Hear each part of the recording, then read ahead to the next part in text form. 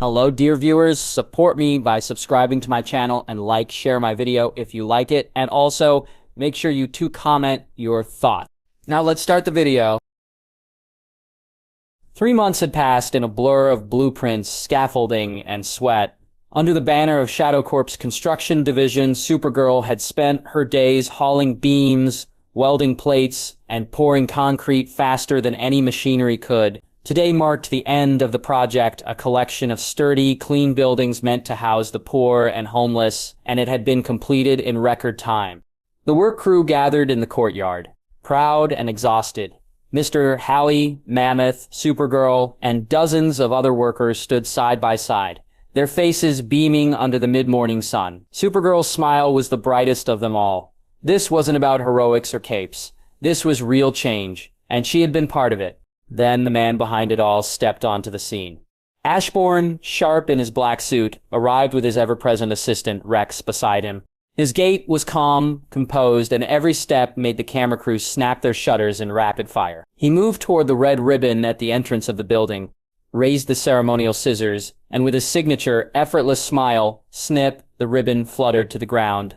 Applause erupted. The workers cheered. Cameras flashed. It was a moment of celebration. And then chaos. A van barreled down the street, swerving wildly before coming to a screeching halt. It spun, tires squealing, and the back doors burst open. Masked gunmen, armed to the teeth with machine guns, poured out. Weapons raised. The crowd froze in terror. Ashbourne's smile faltered only slightly as one brow rose, curious. "On your knees," barked the leader of the group. A tall man with a simple pistol and a commanding presence. His voice was like iron, but he didn't get to enjoy his intimidation for long. In a flash of orange and blue, Supergirl launched herself forward, her fists faster than the eye could follow. 1 blow, 2, 3. Every gunman was down before they could react. She landed, cape fluttering behind her, and stood proudly. "This is the worst place to commit a crime," she declared with fire in her voice. The crowd erupted in cheers, grateful for her protection. Then the leader rose from the ground, rubbing his jaw. "You hit as hard as your cousin," he growled. Supergirl blinked, still standing. She didn't have time to wonder. Her fists tightened. The man grinned, grabbing his shirt and tearing it open. Beneath was not skin, but metal, gleaming with artificial joints. In the center of his chest, a green rock pulsed. Kryptonite. Her eyes widened. Metallo. The next punch knocked her off her feet. The one after that split her lip. Every strike from him drained her, pain surged through her bones like venom, weakening her by the second. She tried to fight, but her limbs felt like lead. "Supergirl!" Mammoth roared, charging like a freight train.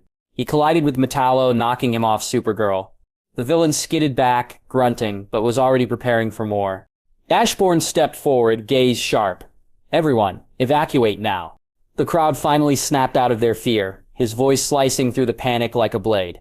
They began to scatter, running to safety, as Rex frantically signaled to security and reached for his comm. Ashbourne moved to Supergirl, who was struggling to rise.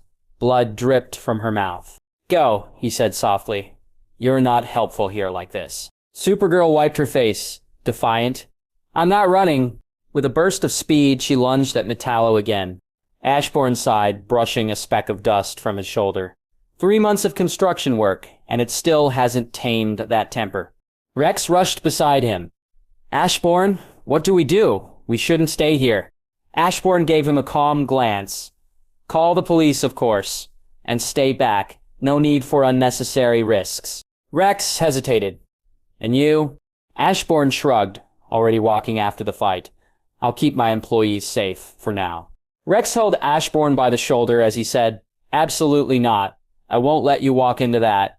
Ashbourne looked back at him with a smile and removed the man's hand from his shoulder slowly. Ashbourne said, "Don't worry. I know what I am doing. Just do as I say and call the police." Rex stood rooted in place, torn between duty and concern. His hand tightened on the comm as he made the call, eyes never leaving his young boss walking into danger with that same calm smile. Ashbourne walked calmly toward the heart of the chaos, eyes focused, unbothered by the destruction unfolding before him. Metallo, relentless and powerful, struck Mammoth square in the chest with a metal fist, sending the massive man soaring through the air before crashing into a pile of debris. Meanwhile, Supergirl, floating above, invisibly exhausted, hovered with trembling effort. She clutched a car above her head and hurled it with every ounce of strength she had left. The vehicle slammed into Metallo, flattening him against the ground with a brutal crunch of metal and steel.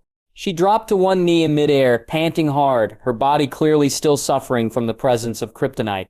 Her vision swam, but she kept her eyes on the flattened wreckage. From within the crushed metal, the car was suddenly hurled aside like a toy. Metallo stood, body sparking and bent, but still strong. His cold, glowing eyes locked onto her. Supergirl's jaw tightened as her gaze darted, desperately searching for another projectile. But Metallo moved first.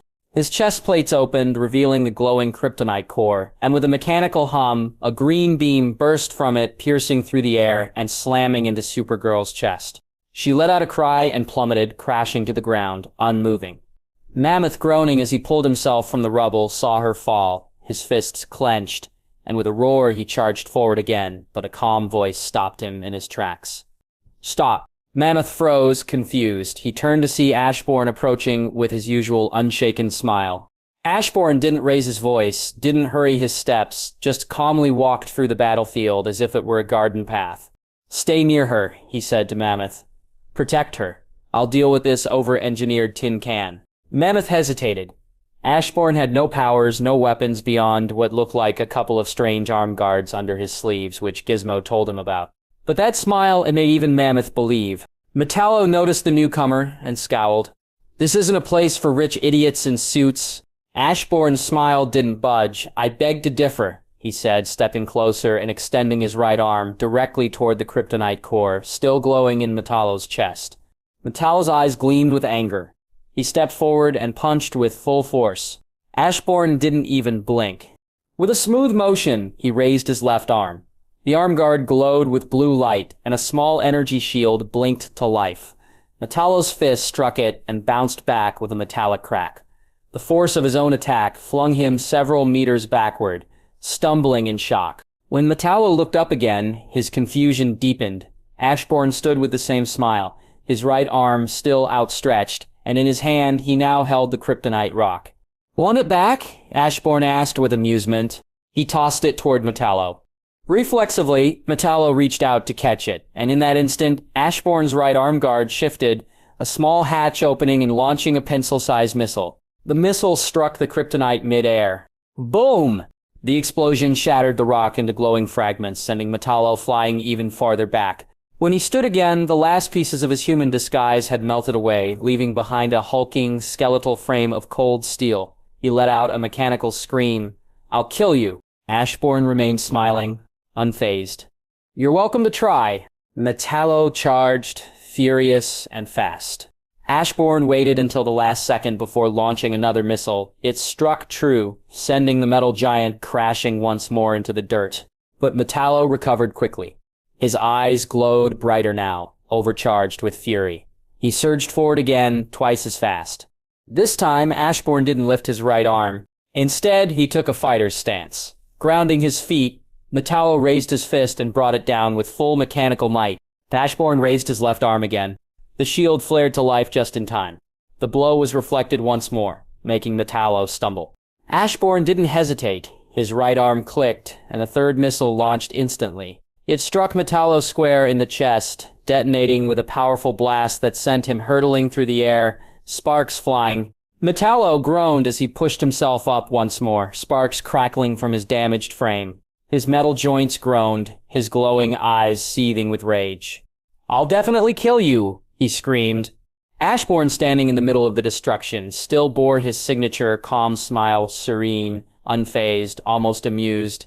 He didn't flinch. Instead, he simply raised one hand and pointed casually above and behind Metallo. "You might want to get his approval first," he said, voice laced with dry humor. Metallo's rage faltered. He turned. Floating silently in the sky above the battlefield, arms crossed and eyes narrowed with unmistakable judgment, was Superman. The Man of Steel hovered in grim silence, his cape billowing slightly in the breeze. His piercing gaze met Metallo's, cold and disappointed. Metallo's body language shifted from fury to sheer panic. No kryptonite. No advantage. No chance. With a blur of red and blue, Superman swooped down, and before Metallo could even react, grabbed him like he weighed nothing more than a sack of garbage. The metal villain let out a startled yell as Superman ascended into the sky, dragging him off like a helpless chicken in the talons of an eagle. Ashbourne didn't bother to look back. He had already turned, walking away from the chaos without concern. He approached Mammoth, who stood beside a weak but recovering Supergirl. Her breaths were ragged, and she leaned on Mammoth for support, dazed and shocked by everything that had just transpired. Ashbourne gave a satisfied nod. "Told you I'd handle it." Ashbourne's smile widened as he continued, "Remind me later to give Gizmo a raise. His toys were quite fun to play with." His tone was light, even playful. Then he glanced at Mammoth, expression shifting just slightly, enough to show seriousness beneath the humor. "Take her to the hospital." Mammoth didn't argue. He gently lifted Supergirl into his arms, her head lolling slightly against his shoulder. She didn't resist. Her strength had drained, her pride bruised, but her eyes followed Ashbourne, still full of questions. As Mammoth walked off with her in his arms, Ashbourne turned his gaze skyward for a brief moment, watching the distant figure of Superman vanish with the screaming wreck that had been Metallo. "Show's over," he muttered to himself, smile returning. The sun had long dipped below the horizon, and the city lights glimmered across the skyline like stars trapped in steel. Inside Shadow Corp's towering headquarters, the top-floor office remained dimly lit. Only the soft glow of a monitor and the shifting cityscape outside provided illumination. Ashbourne sat in his chair, typing something idly into his tablet when a sudden knock echoed on the window pane behind him. He paused, he stood up, and turned around to see Superman floating outside, cape rippling in the high-altitude wind. Standing behind him on the balcony was Supergirl, still in her construction uniform, a few dried smudges of blood and dirt hinting at the earlier battle. Ashbourne opened the window while saying, "Are you allergic to doors?" Ashbourne smiled faintly and added, "If so, I can ask the biolab to whip up a cure. Can't have the city's protector being defeated by a doorknob, now can we?" Superman hesitated. For a brief moment, a flicker of awkwardness passed across his face before he offered a strained smile. "Next time, I'll come through the front door." Ashbourne gave a satisfied nod, still smiling.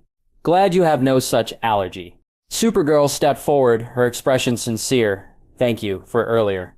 You saved me. I'm sorry for acting so reckless." She glanced down at her scuffed boots, then looked back up. "You were right. Working with other people has helped me more than I expected."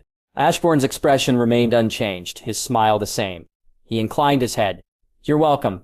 Superman landed gently beside his cousin, his voice calm but firm. Metallo wasn't attacking at random. He was hired to kidnap Kara. If you hadn't intervened, he might have succeeded. Superman paused for a moment, then continued, "I arrived too late because was dealing with the tornado near the coast." Ashbourne nodded and asked, "Do you know who wanted her kidnapped?" A shadow passed over Superman's face. His eyes narrowed. "Not yet. We couldn't trace the contract, but I suspect Lex Luthor." He said it while carefully watching Ashbourne, eyes reading every twitch, every breath. Ashbourne remained unreadable. He merely nodded. "Perhaps that aligns with Lex's usual style." Superman crossed his arms. "I warned you about Luthor. He's a criminal, a dangerous one." Ashbourne chuckled under his breath. "I'm aware." Supergirl tilted her head. "Then why are you still working with him?" Ashbourne gave a small shrug. "This and that are unrelated. I don't mix things up. Whatever villainy Lex chooses to indulge in his personal time has nothing to do with his business." Superman stepped closer. "He mixes them. Eventually it'll drag you down too." Ashbourne's eyes flicked up, calm and sharp. "Then we'll have to wait and see. I know how to deal with Lex if that time comes." For a long moment, Superman was silent. Then he said, more softly, "He'll ruin your name. You shouldn't associate with someone like him." Ashbourne offered a smile, not mocking, not dismissive, but still detached. "I'll keep that in mind." Superman, seeing no point in continuing this, turned to the other matter. "If you don't mind asking, where did you get these arm guards used to fight Metallo?" Ashbourne answered causally, "Gizmo, an employee I have, was concerned after the Joker incident, so he made them and insisted that I keep them with me for safety. I have been hoping to use these toys for months now, and Metallo gave me the opportunity." Superman nodded. He knew about the young tech genius and just wanted to confirm if he was the source, with nothing else to speak about. He exchanged a look with Supergirl. Then, without another word, Superman turned and took off into the night sky. Supergirl was about to follow, but hesitated for just a moment. She looked back at Ashbourne and gave a small smile. "My name's Kara, by the way," she said. "You can call me that." Then she turned and with a powerful leap joined her cousin in the sky, two aliens disappearing into the stars. Not long after that, Ashbourne received a message from Jinx. "Come back home tonight. Everyone's going to be around." Ashbourne raised an eyebrow. Everyone, he was intrigued. Later that night, the towering Shadow Corp HQ faded into the background as he arrived at a home. Inside, the living room buzzed with low chatter and bursts of laughter. Mammoth, Gizmo, Billy, Numerous, and Kaid Woodkeed were all there, scattered around the couch and kitchen, snacking, joking, and waiting. The moment Ashbourne stepped in, all eyes turned to him. Mammoth, the closest, greeted him with a grin and a powerful pat on the back. "There he is," Mammoth said. "I told them what you did. You stood up to Metallo, and you kicked his shiny metal butt." Ashbourne smiled, folding his arms casually. Technically, it was Gizmo's work. He nodded toward the tech genius. "Very impressive, by the way. Expect a raise at the end of the month." Gizmo, who had been lounging with a soda in hand, suddenly sat up straighter. "Hags, of course it was impressive. I'm a genius, and I'm just getting started. I'll upgrade your arm gear next week. I'll make it much better." Ashbourne chuckled softly. He took a seat, watching the group banter and bicker like some strange, dysfunctional family. Seeing a group of ex-villains celebrating their normal boss's victory over an actual villain, it felt a little strange, even to him, and strangely warm. Jinx leaned against the kitchen counter, her arms crossed, a faint smile on her lips. Her expression was different, not just amused or proud. Something deeper lingered there. "You should still be careful." Her voice cut gently through the room's noise. "Don't put yourself in danger unnecessarily." Ashbourne's eyes flicked to her. She's changing. The thought settled in his mind with a soft certainty. She's developing attachments, emotions, to him.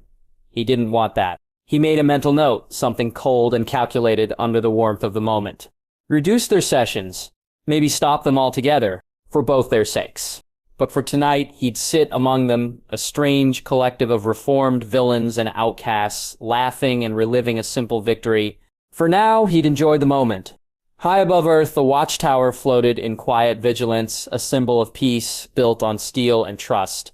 Within its halls, two of the most respected heroes in the world stood side by side, gazing through the large glass panel that offered a view of the Earth below. Superman's cape shifted gently behind him as he stood, arms crossed, his eyes distant.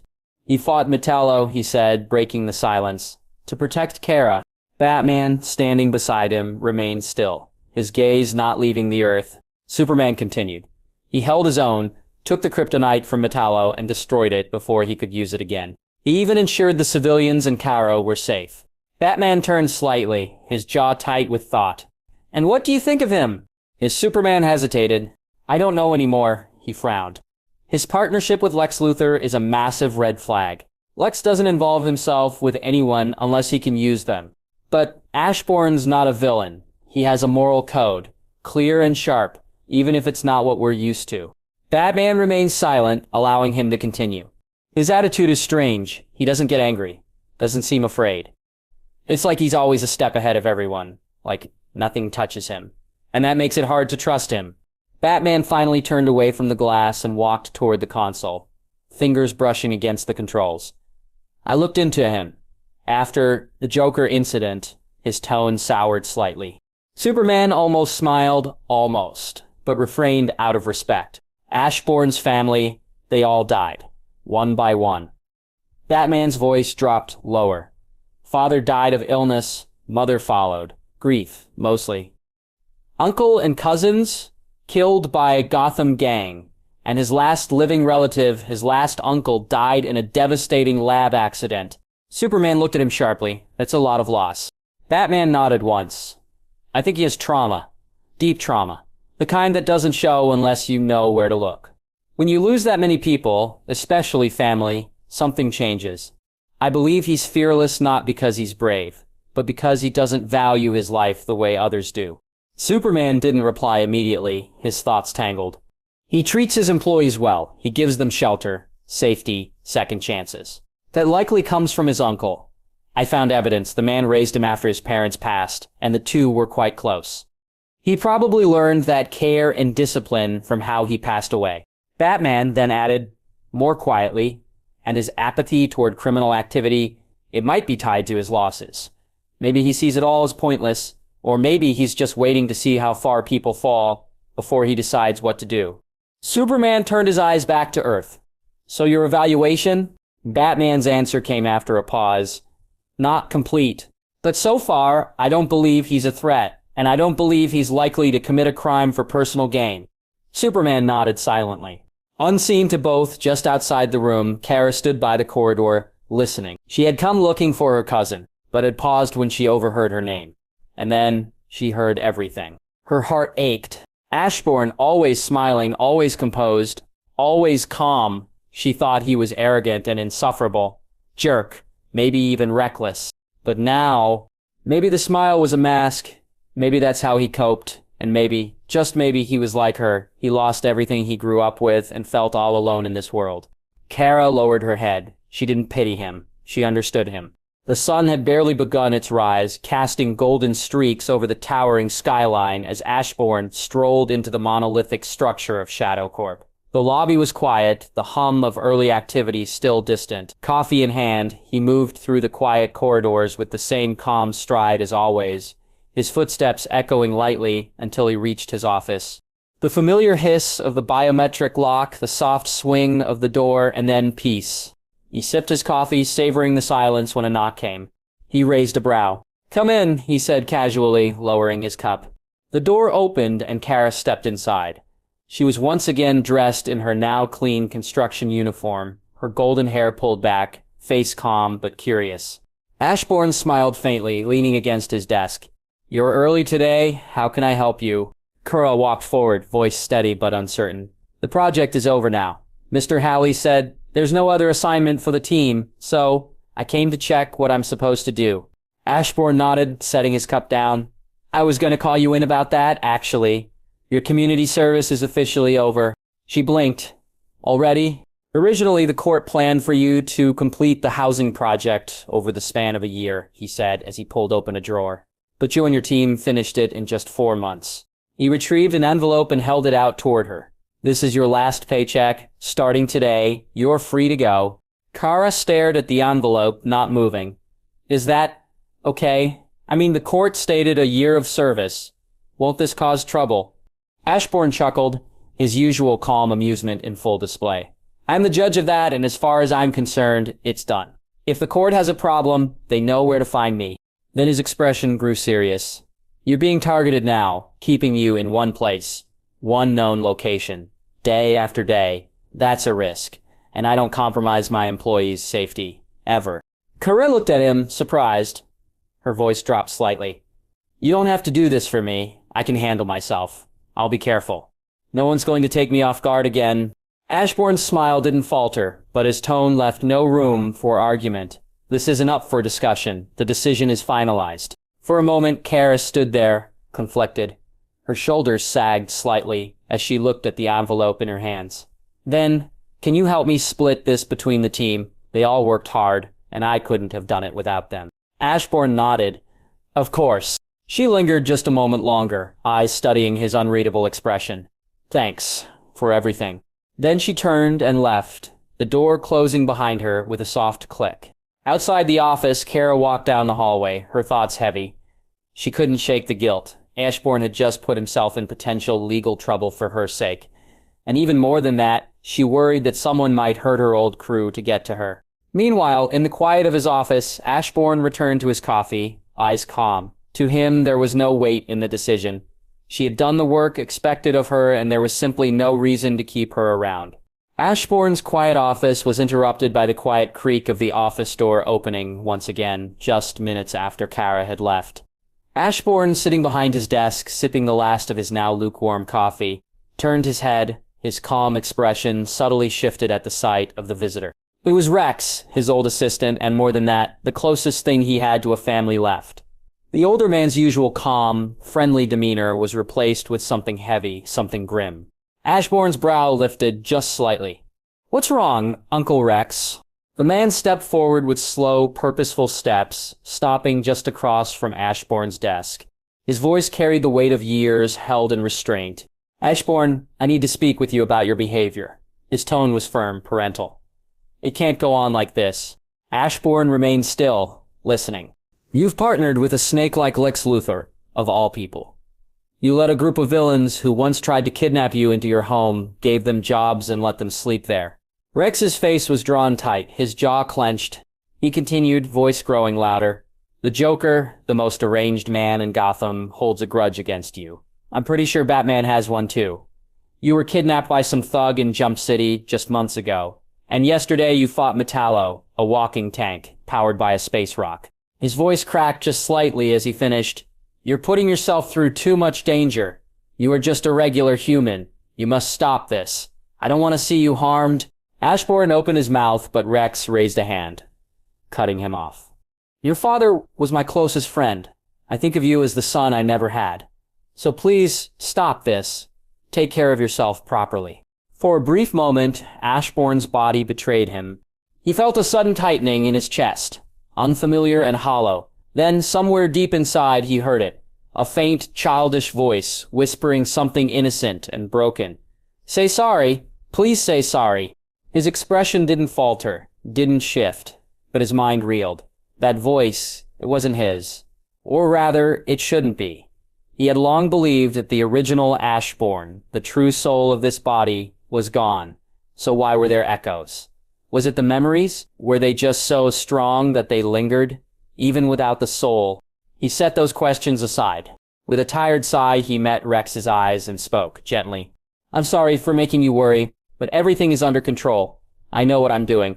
Ashbourne leaned against the desk, arms crossed. "Lex's games won't touch me. If he oversteps, I know how to bring him down. And those 5, you've seen the reports, they're thriving. They were never suited for the life of crime to begin with. They just needed a chance at something else." Rex frowned, unconvinced, but said nothing. "The Joker is busy playing tag with his beloved Batman, and Batman's too busy juggling the whole world. As for yesterday," Ashbourne gave a small smirk, "I had Gizmo's little toys. I could have lasted long enough for help to arrive. I was never in any real danger." Rex scowled, shaking his head. "You shouldn't have been there in the first place. Metallo came for the girl. That had nothing to do with you." Ashbourne's smile faded, and he spoke with a quiet finality. "She was my employee. I brought her here. That means she gets the same treatment as everyone else. She would have had my help and my protection, no matter who came for her." His eyes sharpened. "And let's not forget she was an easy target because I made it that way. That's on me." There was silence between them for a few moments, the tension thick. Then Rex sighed and stepped back. "You've grown into a good man. Despite everything you went through, Elijah and Serafina would have been proud of you. But please, be careful. You don't know when your luck will run out." He looked away, voice softer now, tired. "Some things are out of our control, and it only takes a moment, just one, for a life to end. You should understand that better than anyone. Don't make me grieve the loss of another person I care about." Ashbourne's smile returned, softer this time, almost reassuring. "You won't need to grieve for me, Uncle Rex. I plan to live much longer than you. So stop worrying about that." The old man gave a small grunt, something between disapproval and affection, before turning and leaving the office. Unbeknownst to either of them, far above the building, just barely visible through the haze of morning sunlight, a figure lingered in the sky. Kara hovered quietly, having heard only fragments through the window when she turned back mid-flight, curiosity pulling her back. She hadn't meant to eavesdrop, but since yesterday, she couldn't get Ashbourne out of her mind after hearing his past, and now she understood him a little more. He was a good person, and that unshakable smile wasn't confidence. It was truly his way of coping all along. She recalled how her colleagues jumped to praise and defend him and smiled. She is now truly one of them. Just like them, she felt both gratitude and respect for him. The sharp ring of Ashbourne's private phone broke the morning calm. He answered immediately, and the voice on the other end was panicked and shaken. "Sir, one of our labs, the cryogenics facility, it's under assault. Hostages taken, but the details are unclear." Ashbourne didn't waste a second. "Call the helicopter, now." He turned on his heel, stepping out of his office with urgency as Rex scrambled to follow orders. Minutes later, the Shadow Corp chopper soared through the sky, cutting a clean path toward the experimental cryogenics lab on the outskirts of the city. When he arrived, the place was already a storm of flashing lights and cordoned lines. Police had surrounded the building, keeping civilians at a distance. Officers barked orders and spoke into radios, trying to get a handle on the chaos. Ashbourne disembarked from the helicopter, his long coat flaring slightly in the wind. He approached the nearest officer without hesitation. "Ashbourne Black, I own this place." The policeman blinked, startled, before holding out a hand to keep him back. "Sir, please, it's dangerous." "Some armed groups taken the lab. We're still trying to identify who they are. No contact yet." Before the conversation could continue, a gust of wind swept the street. A familiar red and blue blur descended from the sky and landed next to Ashbourne. "Supergirl." "Hey, you okay?" she greeted him. Ashbourne noted the change in her costume. Her midsection is not exposed anymore, but this was not the time to comment on that. He just gave a short nod. "I'm flattered you came. Where's the big guy?" She folded her arms, floating gently above the pavement, off-world with the League. "But don't worry, I've got this." A low creak echoed from the facility. The front doors slid open, and a small group stepped out. Men and women in heavy winter clothing, faces obscured behind dark sunglasses and hoods. Each one held a researcher at gunpoint, but the one who stood out, in a reinforced suit and a dome-like helmet that emitted a constant frosty mist, was unmistakable. "Mr. Freeze." He raised one gloved hand, revealing a device in his palm, its core pulsing with a faint blue light and emitting a rhythmic tick. "This is not a negotiation," he called out, his voice robotic through the helmet's filter. "If this bomb detonates, everything in a 100-meter radius will be encased in solid ice. Move aside or everyone here dies." The police hesitated. One officer called out, "There's nowhere to run. Lay down your weapons and surrender." Above, Supergirl's eyes narrowed.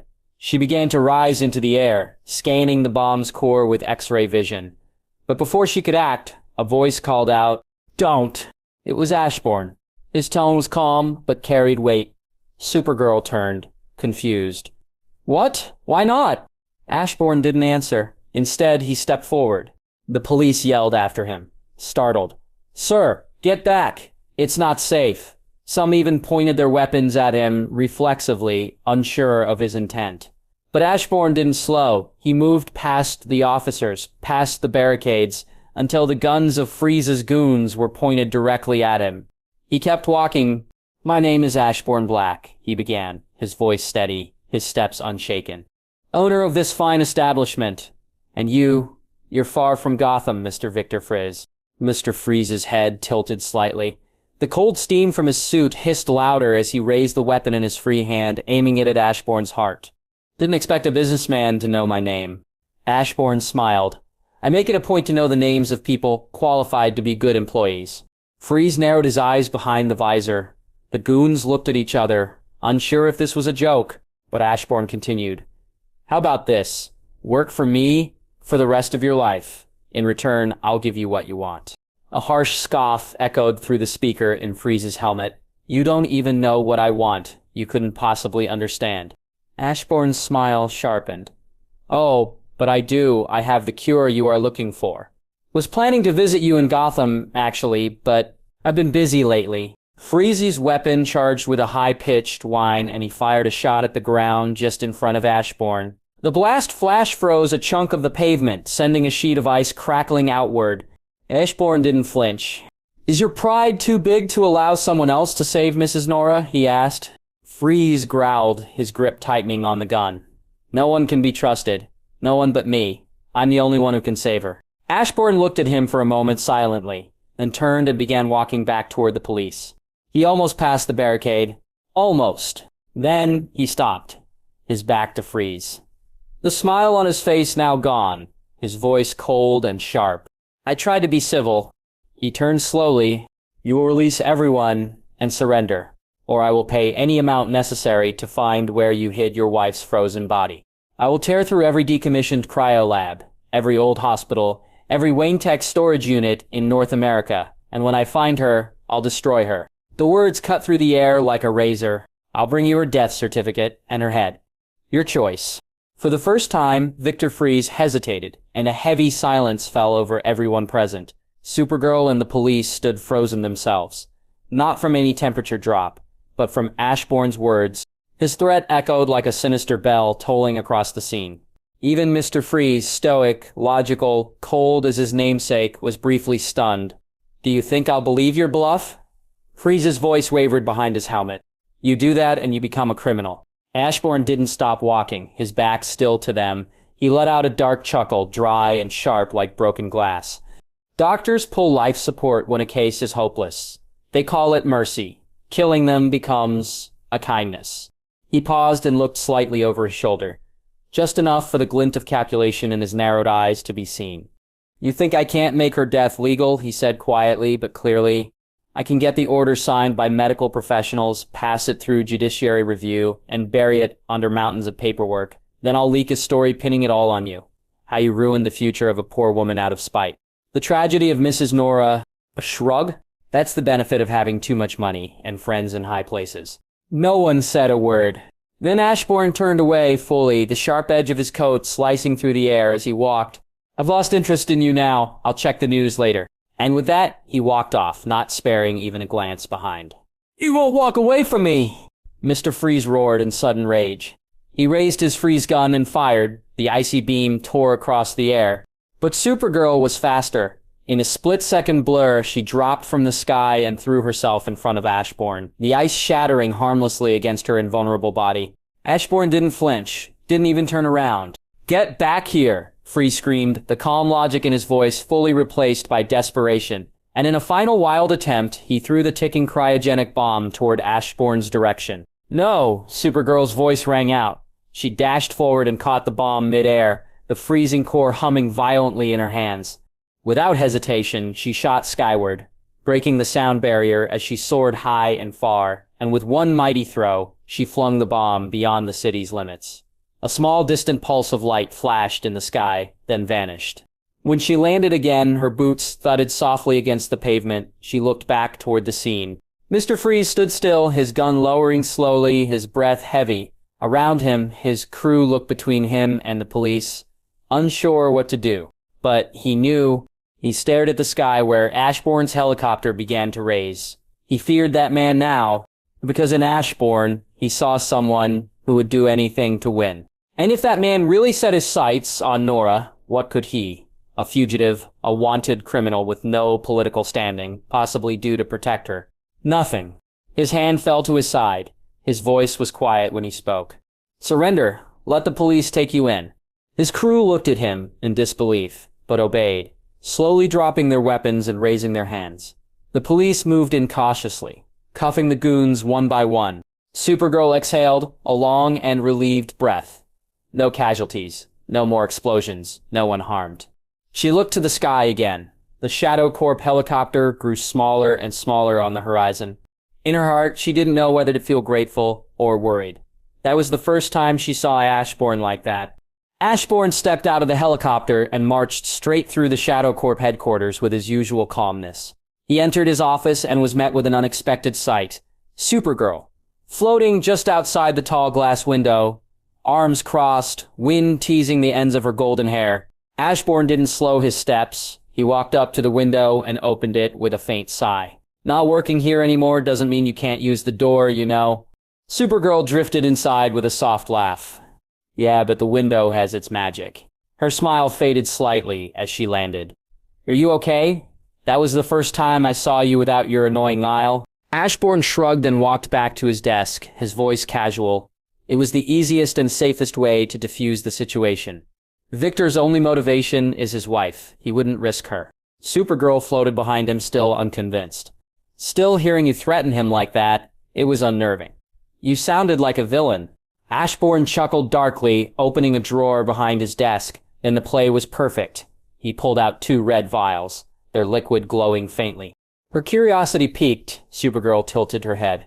She caught sight of 3 total vials, one still in the drawer, and beside them, a strange-looking pistol. "What's that?" Ashbourne didn't look at her as he carefully set 2 of the vials aside. "The cure for Victor and Nora." Her eyes widened. "You weren't lying about that." Why would I lie, he said, placing one vial in a protective case. I was serious when I said I wanted him to work for me, for life. He has a brilliant mind. I see a greater purpose for his talents. Using cryogenics only to freeze people is a waste. So, what's in the vials really? Supergirl asked, following him as he exited the office. Ashbourne walked steadily down the hall, Supergirl hovering beside him. A magical potion. It's called the Holy Water of Life. It can heal nearly any illness. Powerful magic. Difficult to make, rarer to acquire. She gave him a skeptical look. And how exactly did you get your hands on something like that? Ashbourne gave her a look that mixed amusement with confidence. Do I need to remind you who I am? But if you're hoping for details, well, they're secret. And even if you knew, you wouldn't be able to get it. Supergirl's mind briefly flickered to his earlier words about his wealth and high connections. She frowned slightly. However, he got it. It must have cost a fortune. But what she would never guess, not even in her most imaginative theories, was the truth. Ashbourne had created the potion himself, the recipe, the magic, the work, all his own doing. He simply kept it in his office. For convenience, and not to attract attention if he ever needed them, he didn't need to even hide them as no one would think. Something like this is put simply in a drawer. As they neared the roof access door, Supergirl tapped his arm lightly. And the pistol? In your drawer. It didn't look normal. Ashbourne's hand paused on the doorknob. It's from the same source as the potion. You don't need to worry about it. Supergirl narrowed her eyes. A magic pistol? What does it do? Instead of answering, Ashbourne opened the door and smirked. I see you changed your costume. The new one suits you more. Supergirl blinked in surprise, then smiled wide. Thanks. Hey, don't change the subject. Ashbourne's chuckle echoed as they stepped onto the rooftop. You're awfully curious about my business. How would you feel if I started digging around to find where you live among the humans? That's not the same, and you know it. That's just your opinion. Their playful bickering continued until they reached the helicopter, its blades already beginning to spin. Ashbourne climbed aboard, adjusting his coat as the wind picked up. You heading to the police station? Supergirl asked. Ashbourne nodded. Of course, I want Victor to work for me. Besides, I wonder what his reaction is going to be when he sees me again. Without asking, Supergirl jumped into the seat beside him. Then I'm coming too. I want to see how this plays out. Ashbourne didn't mind. Not one bit. The police station wasn't far, just a few minutes by helicopter. When Ashbourne and Supergirl entered through the main doors, all conversations seemed to halt. Officers and staff turned to look. Most eyes immediately locked on Supergirl, admiration and awe flickering in their gazes. But the few who had been at the lab, who'd witnessed Ashbourne's cold-blooded threat, looked at him with something else entirely, intrigue and a sliver of unease. Unbothered by the attention, Ashbourne strode confidently toward the reception desk and said plainly, I want to speak with Victor Frez, alone. The officer at the desk frowned. That's not standard protocol. We can't just... I'll be with him, Supergirl interjected calmly, stepping beside Ashbourne. I vouch for him. There won't be any trouble. The change was immediate. The officer blinked, gave a nervous nod, and motioned to one of the detectives. It amused Ashbourne how fast the mighty agreed when one of their capes gave a word. He was treated like a fragile, delicate thing, just because he didn't wear a cape. They were escorted into a small interrogation room, gray and cold, with a large one-way mirror lining the right wall. Ashbourne took a seat, fingers interlaced, while Supergirl leaned casually against the wall. Moments later, the door creaked open and a pair of officers stepped in with Mr. Freeze shackled between them. The man in heavy armor stopped in his tracks as soon as he laid eyes on Ashbourne. His blue-tinted gaze sharpened. You? Ashbourne smiled warmly, like greeting an old friend. Glad to see you, found reason, Victor. Things could have gone much darker. Victor's boots thudded as he stepped forward. Are you here to mock me or threaten me again? Things like that lose their charm quickly, Ashbourne replied smoothly. I'm here to repeat my offer. You work for me, and I save your wife. Victor's jaw tightened. You really think I'd believe someone like you? I'll never work for you. Ashbourne didn't argue. Instead, he reached into his coat and pulled out a small red vial, placing it on the table. The liquid inside shimmered softly, pulsing like it was alive. This isn't science, he said. This is magic. A potion that can cure any illness. Victor's eyes locked onto the vial, its faint red glow reflecting in his visor. Ashbourne leaned in slightly. voice calm. Drink it, and you'll go back to being normal. No more suit, no more dome, just a normal human. Victor's stare flicked between Ashbourne and the vial. I'm not letting you play me. His voice cracked with a mixture of anger and disbelief. Your lies are going too far. Ashbourne's smile vanished. Wingtech storage unit number 13. Victor froze, his pupils shrank behind the glass as those words struck deep. Drink it. Now. You bastard! Victor suddenly roared and lunged across the table, but Supergirl was already there, catching him mid-motion and holding him back. Leave her alone, he screamed. Don't you touch her! Ashbourne remained seated, untouched, his gaze sharp as a blade. Then drink it, every single drop of it. The tension was thick. Supergirl's grip didn't falter, but her face showed her conflict. She hated this kind of emotional blackmail, but she understood why he was doing it. Victor was too stubborn, too buried in fear and pride. This was the only way to reach him.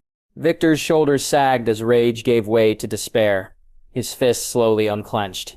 He looked down at the vial on the table, his breath shallow. Then, without a word, he reached up, unscrewed the dome protecting his head, and lifted the vial to his lips. The room held its breath. He drank it all.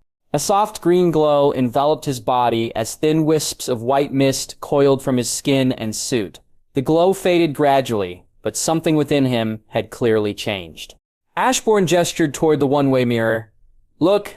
Victor turned his head and gasped. In the reflection, his skin was normal. The pale, frost-bitten color was gone. He looked human again. Alive. He took a deep breath, and for the first time in years, it felt natural. No burning. No strain. He exhaled slowly, a trembling hand reaching to touch his face. Ashbourne allowed a small, satisfied smile. Congratulations, Victor. You're back to normal. The glow from the potion had long faded, but Victor Freeze remained still, staring at his own reflection in the one-way mirror like he was looking at a stranger. His fingers trembled as they brushed against his cheeks, his breath calm and warm for the first time in years. Ashbourne let him have the moment, saying nothing. Even Supergirl stood silently watching the man process the unimaginable. Victor finally broke the silence, his voice barely more than a whisper. Am I really cured? Not just temporarily? Ashbourne gave a single nod. The potion cures any illness. No need to worry about becoming a snowman again. Victor turned slowly, his eyes searching Ashbourne's face for even a hint of deception. Before he could speak, Ashbourne pulled out a second vial, identical to the first, the red liquid inside gleaming faintly in the dim room. The same potion, Ashbourne said calmly, can save your wife. Victor's breath caught, his lips trembled. It can save Nora. Ashbourne nodded once more. Yes, but understand, these potions are extremely expensive. You'll have to work for me for the rest of your life. I have big plans for you. The words barely settled before Victor's knees hit the floor. Please, I'll do anything you want, no matter what it is. Crime, science, anything. Just save Nora. I'm begging you. Ashbourne's smile stretched slightly, amusement flickering behind his dark eyes. Then take a seat, Victor. Let's discuss the terms like civilized people.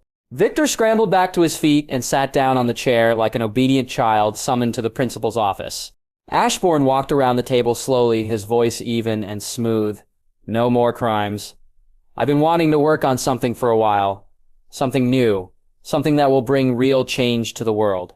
He paused dramatically, and it needs someone of your particular talents. Victor nodded eagerly, desperate. Anything. Whatever you want, I'll do it. Ashbourne clasped his hands behind his back and leaned forward ever so slightly. I want to make a new kind of ice cream. The silence was immediate. Victor blinked. Supergirl blinked. Both stared at him like he'd suddenly spoken in ancient Sanskrit. Ice cream? Victor asked slowly, baffled. The great project that will change the world is ice cream. The one we eat? Supergirl added, brow furrowed. Ashbourne's confident grin didn't waver. Ice cream flavors haven't evolved in decades. This is unacceptable. My taste buds cry for salvation. So I'm going to get the best chef money can buy, and you, Victor, will be my cryogenics expert. We're going to redefine what ice cream is. He leaned in. So are you willing to work in ice cream development for the rest of your life? Victor opened his mouth, closed it, then opened it again.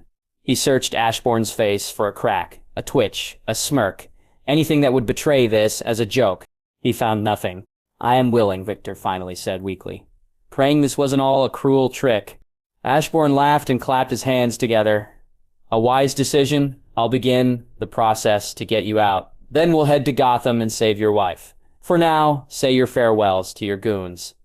We'll be seeing each other again soon." With that, Ashbourne turned and exited the room, leaving behind a hopeful and very confused Victor Freeze. Supergirl followed, her eyes narrowed as if trying to see directly into Ashbourne's brain. Once they were outside the station, she asked the question burning in her mind, "Were you serious in there? This is all about ice cream?" Ashbourne laughed lightly. "Of course." Supergirl folded her arms. "Those potions of yours are worth more than anything on Earth. You're telling me you're using them for dessert?" Ashbourne shrugged. "To me, they're not. I have more money than I'll ever need. What I lack is new experiences. Joys. Curiosities." Supergirl gave him a long, skeptical look. "I don't believe you. Not one bit." Ashbourne smirked. "Believe whatever you want. But let's not forget, earlier you said I acted like a villain. Yet you helped me in there. You held a desperate man down so coldly, you broke him more than I ever did." Supergirl's eyes narrowed. "I was helping you, I didn't like it." Ashbourne stopped walking and turned to face her, arms spread. "Deep down, you enjoyed it. The act of cruelty. How evil of you, Supergirl. The world should mourn the birth of a sadistic girl pretending to be a hero." She scoffed. "If I was one, the first person to feel it would be you." Ashbourne chuckled and turned back toward the building. "Fair enough. But for now, I've got a man to release. What comes next is boring, bureaucratic nonsense. Spare yourself the pain. Go patrol the city, oh cruel hero." Supergirl shook her head, sighed, then took off into the sky. "Good luck, Ice Cream Lord." Ashbourne smiled to himself. "Oh, I won't need luck. I have the fate of ice cream on my side." It took an entire day and several phone calls to cut through the bureaucracy and walk Victor Freeze out of the police station. The charges against him, mainly for his assault on Shadow Corp's lab, were quietly dropped after a generous donation exchanged hands along with a hefty sum posted for bail. Now, as the city shrank beneath them, Victor sat stiffly beside Ashbourne in a luxurious private jet, the kind of aircraft few even saw, let alone boarded. The leather seats, soft lighting, and silent hum of the engines all seemed like something from another world. Victor couldn't speak. He couldn't think. It felt like he was drifting inside a dream. Surreal, too delicate to be real. Across from him, Ashbourne lounged easily, tablet in hand, tapping away at some game with casual focus, completely unfazed by the man watching him in awe. Victor couldn't reconcile it. This young man, playful and relaxed, was the same person who had threatened him then, turned his cursed life around, and gave him hope to restore his wife. If not for the living proof, his skin warm again, his lungs breathing in the cabin air without machinery, Victor would have dismissed all of it as madness. But here he was, alive, free, normal, and headed to Gotham. The jet landed with barely a tremor. Gotham greeted them as it always did. Gray skies, Gothic spires, and the weight of old stories hanging in the air. Victor led Ashbourne through back alleys and guarded gates, eventually bringing him to the quiet, secured Wayne storage unit where she waited, his wife, Nora. As they walked, Ashbourne talked. Not about science or business, but about food. And movies. And what kind of games made people smile. To Victor, it was baffling, silly, even. This was the man who had cured him, who held power beyond explanation, and yet he was now asking whether sushi was overrated or if arcade games still held up. Victor didn't know what to make of it. Was Ashbourne trying to play with his mind? Or was he just being himself? The inconsistency was maddening. They arrived at the chamber. Victor quickly entered the access code, the door unlocking with a quiet hiss. Inside, behind a wall of reinforced glass and cryogenic mist, was Nora, the same as he had left her, beautiful and silent. Ashbourne stood behind him and wordlessly handed him the potion. "She must drink all of it," he said simply. Victor held the vial like it was sacred, his hands trembling with emotion. Slowly, gently, he began the process of waking Nora from her suspended state. The moment she was stable enough, he fed her the potion as delicately as if it were a kiss. Seconds passed. Then she stirred. Her eyes fluttered open. "Nora," Victor whispered, voice cracking. Her eyes locked on his. She blinked, confused, then focused. "Victor?" Tears fell freely from his eyes. "You're awake. You're really awake." Ashbourne gave a polite cough from behind. "I'll give you two some privacy." He turned and stepped out, letting the door seal shut behind him. He stood outside, hands in his pockets, his expression unreadable. The minutes passed, then half an hour, then nearly an hour more. Finally, the door opened. Victor walked out, hand in hand with Nora, who now stood tall, alive and whole beside him. There was a soft glow to her cheeks, her voice steady as she greeted the man waiting. "You must be Ashbourne," she said with a warm smile. "Victor told me about you. I could never thank you enough for what you've done." And Ashbourne gave a low chuckle. "No need to thank me. It was your husband who did all the work. He fought for you, clawed through despair, and never gave up. I just gave him the last piece." He looked at Victor, his tone still light. "He's your hero. I only helped because of him." Nora turned to Victor, her hand tightening around his. Victor, for once, smiled without sadness. It was a true smile, wide and unguarded, and Ashbourne, watching them, allowed himself a quiet nod. The trio, Ashbourne, Victor, and Nora, left the storage facility behind, stepping out into the cold, damp streets of Gotham. As the city loomed around them in familiar gloom, Ashbourne turned to the couple with his usual bright smile. "We'll be relocating you two to Metropolis," he said casually, hands in his pockets. "Victor, your new lab is already under construction. Shadow Corp is setting up a new division just for you, and your job is simple. Create the perfect ice cream." Victor blinked, stunned all over again. "Are you seriously doing all this, just for ice cream?" Ashbourne hummed as if the question was rhetorical. "Of course." Victor and Nora exchanged glances, utterly dumbfounded. Victor couldn't wrap his mind around it. A potion that could cure the incurable, given away not for profit, not for power, but for dessert. It didn't make sense. Unless, Victor reasoned, there had to be more to it. Maybe Ashbourne was just eccentric, or maybe, deep down, he truly was a kind person. Maybe he saw in Victor someone who deserved a second chance. After all, Ashbourne would have picked anyone in the cryogenics field. There were many brilliant, more cooperative minds. Yet he had chosen him. A criminal. A desperate man. A husband. And for that, Victor could only believe and hope that it was genuine. Ashbourne, however, had a reason. Victor Fries was the best there was in cryotech. If Ashbourne wanted the finest ice cream the world had ever known, there was no one better. And if, in the process, he bought himself a loyal, grateful genius, then that was just good business. All of this, the effort, the potion, the relocation, was worth it. For a single favor returned.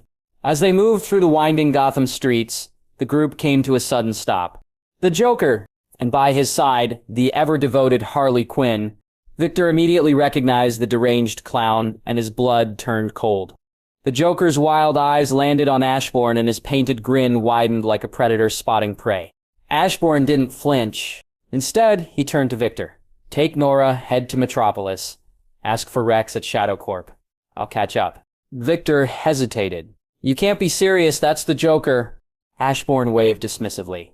"I'll be fine. Go." Victor clenched his fists. He didn't want to leave Ashbourne behind, not with that lunatic. But Nora's hand found his, her warmth a reminder of everything he had to protect. He nodded stiffly. "Be careful." Then, dragging his wife along, Victor disappeared into the city's shadows. Ashbourne, now alone, walked toward the Joker and Harley with the same nonchalant grin. "Mr. Joker, how have you been? It's been a while." The Joker's laughter filled the alley. "I knew you wouldn't run. Most do when they see me." Ashbourne gave a dramatic gasp. And missed the chance to speak with a living legend? Never. He tilted his head. "Do you need a rich hostage again?" The Joker's grin faltered slightly. "Your audacity is something else." Ashbourne bowed. "It's an honor to hear you say that." "Puddin'," Harley interrupted, pulling out a large mallet. "Let me crush his head." The Joker glanced at her, smirking. "Tempting, but I want to do it myself." Ashbourne chuckled, still unfazed. "Your commitment to chaos and carnage is truly inspirational." The Joker slowly pulled out a 15th century royal dagger, ornately crafted and gleaming under the flickering streetlight. He stepped toward Ashbourne like a hunter sizing up his kill. Ashbourne's eyes sparkled. "That's a beautiful piece. Shame it's not made of kryptonite." The Joker narrowed his eyes. In a blur, Ashbourne raised a gun, pointing it squarely at Joker's chest. The clown stopped mid-step, blinking. Where the hell did that come from? Ashbourne smiled wider. I'm a fan, remember. Learned a few of your tricks. The Joker chuckled nervously. Then you won't shoot me, right? Fans don't kill their idols. Ashbourne replied with a wide smile. But you'd love it if I did. Wouldn't it be poetic? One of your fans taking up the mantle, bringing mayhem to the world? The Joker shrugged. I'd be proud if the target was someone else. Ashbourne nodded thoughtfully. Fair. But I still want a souvenir. That dagger, toss it here, please. The Joker laughed, then hurled the dagger with all his strength. Ashbourne caught it mid-air, effortlessly. The Joker's smile cracked. Not what I expected. Ashbourne twirled the dagger once. I figured.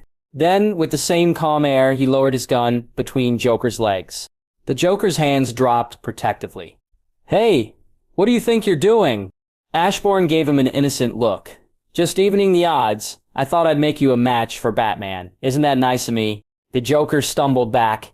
You're worse than me, I don't shoot people there.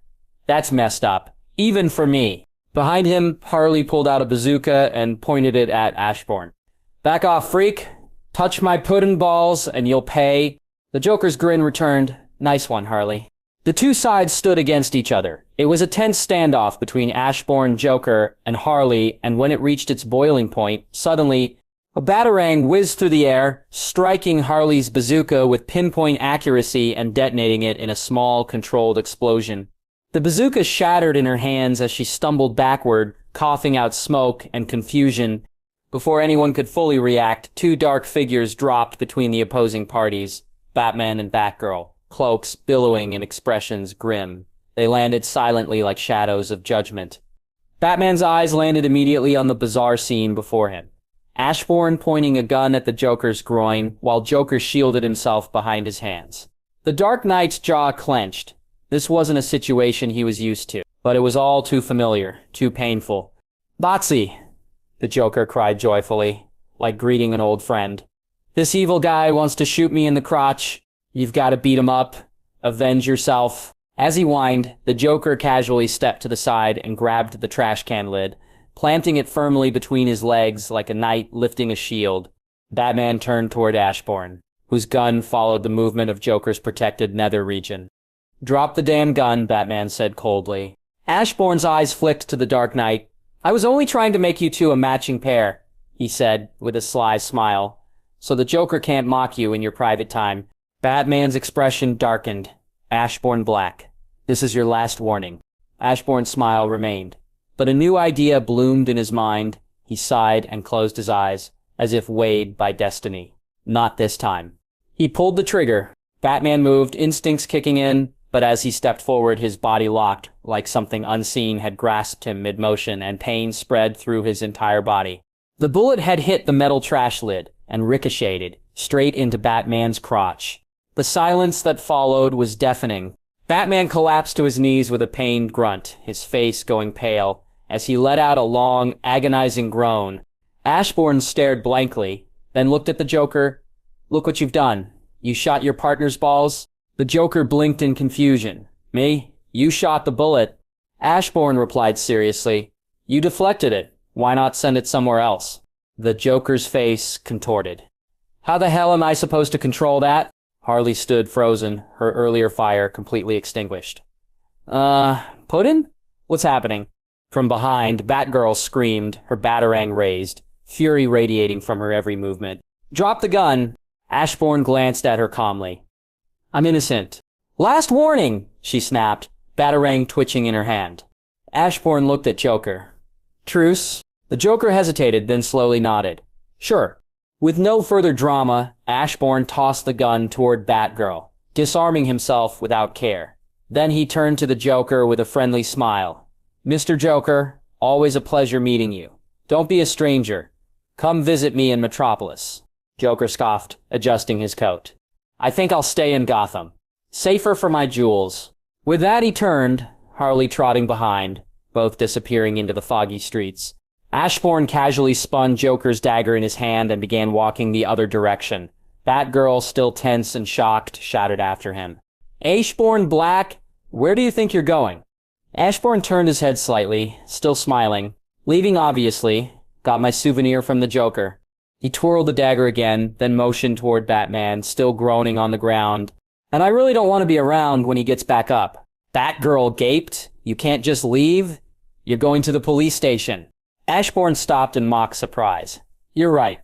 Best way to stay safe from the big angry bat is in a police station. Thanks for the tip. Where's the nearest station? Batgirl opened her mouth, paused, closed it. No sound came out. Ashbourne chuckled softly. It's okay, sorry to trouble you with directions. It's clearly not your strong suit. I'll figure it out myself.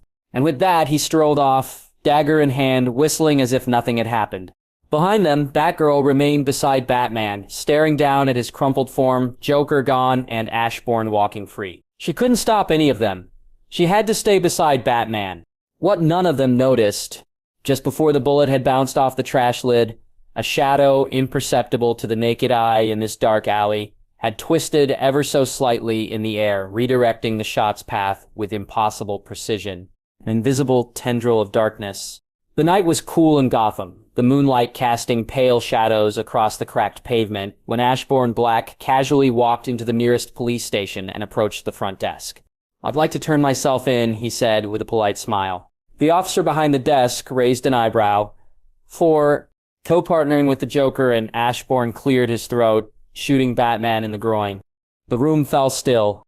Several officers nearby turned their heads slowly toward him, unsure if they'd heard correctly. One snorted. Another outright laughed. What is this? Open mic night? Ashbourne remained composed. You can check the city cameras at the intersection near Gotham Main Street. Footage should be there. You'll see everything. The desk sergeant waved him off. Yeah, sure, buddy. Next time you partner with the Joker, bring a clown nose. Just then, the front doors swung open and Commissioner Gordon stepped in, brushing the night air off his coat. What's this? He asked, noticing the strange tension. The desk officer chuckled. This guy says he partnered with the Joker and shot Batman in the groin. Gordon's eyes moved to Ashbourne and slightly narrowed. Unlike the others, he remembered the rich guy who actually shot Batman in the past. After a moment of silence, he said, Protocol. Check the footage. I don't care how stupid it sounds. But check it, he said with a glare that silenced any resistance. And if he's lying, he's going down no matter who he is. It didn't take long. Within minutes, a crowd of officers was gathered around the monitors, eyes wide as the footage rolled. Ashbourne smirking, Joker holding a trash can lid, Batman lunging, and then the shot, a perfect ricochet. Direct hit. Silence filled the room again. They all looked at Ashbourne. They had seen this before. All of them finally realized who he was. Ballbreaker Black. True to his title, he did it again. Soon after laughter, a lot of laughter. The video began, spreading like wildfire among the station, some officers pulling out their phones, texting it out to friends and family with captions like, he did it again. Commissioner Gordon stood frozen, staring at the footage with a mixture of horror and disbelief. Slowly, he turned to face Ashbourne. Ashbourne met his gaze with a serene smile. Self-defense, complete accident. And now, I believe it's your job to keep that big, angry bat in check, before someone else ends up sterile. Gordon let out a long sigh. Twice, shot twice. In the groin, by the same guy. I wonder if the bat package even works anymore. That night, Ashbourne was placed in an empty room for protection and will be moved early in the morning. He was more or less a guest at the station. That night, Ashbourne chuckled. Spending the night in this room in exchange for pranking Batman again. Totally worth it. The reason why he headed to the police station is that he wanted the video to spread and make it look like he followed Batgirl's advice. As he leaned against the wall, a realization began to form in his mind. Messing with heroes and villains was sometimes way more fun than work or even dessert. Meanwhile, the footage had gone viral. Within hours, millions had seen it. By sunrise, the incident dubbed Batman's Second Fall was on every social feed, group chat, and even morning news segments.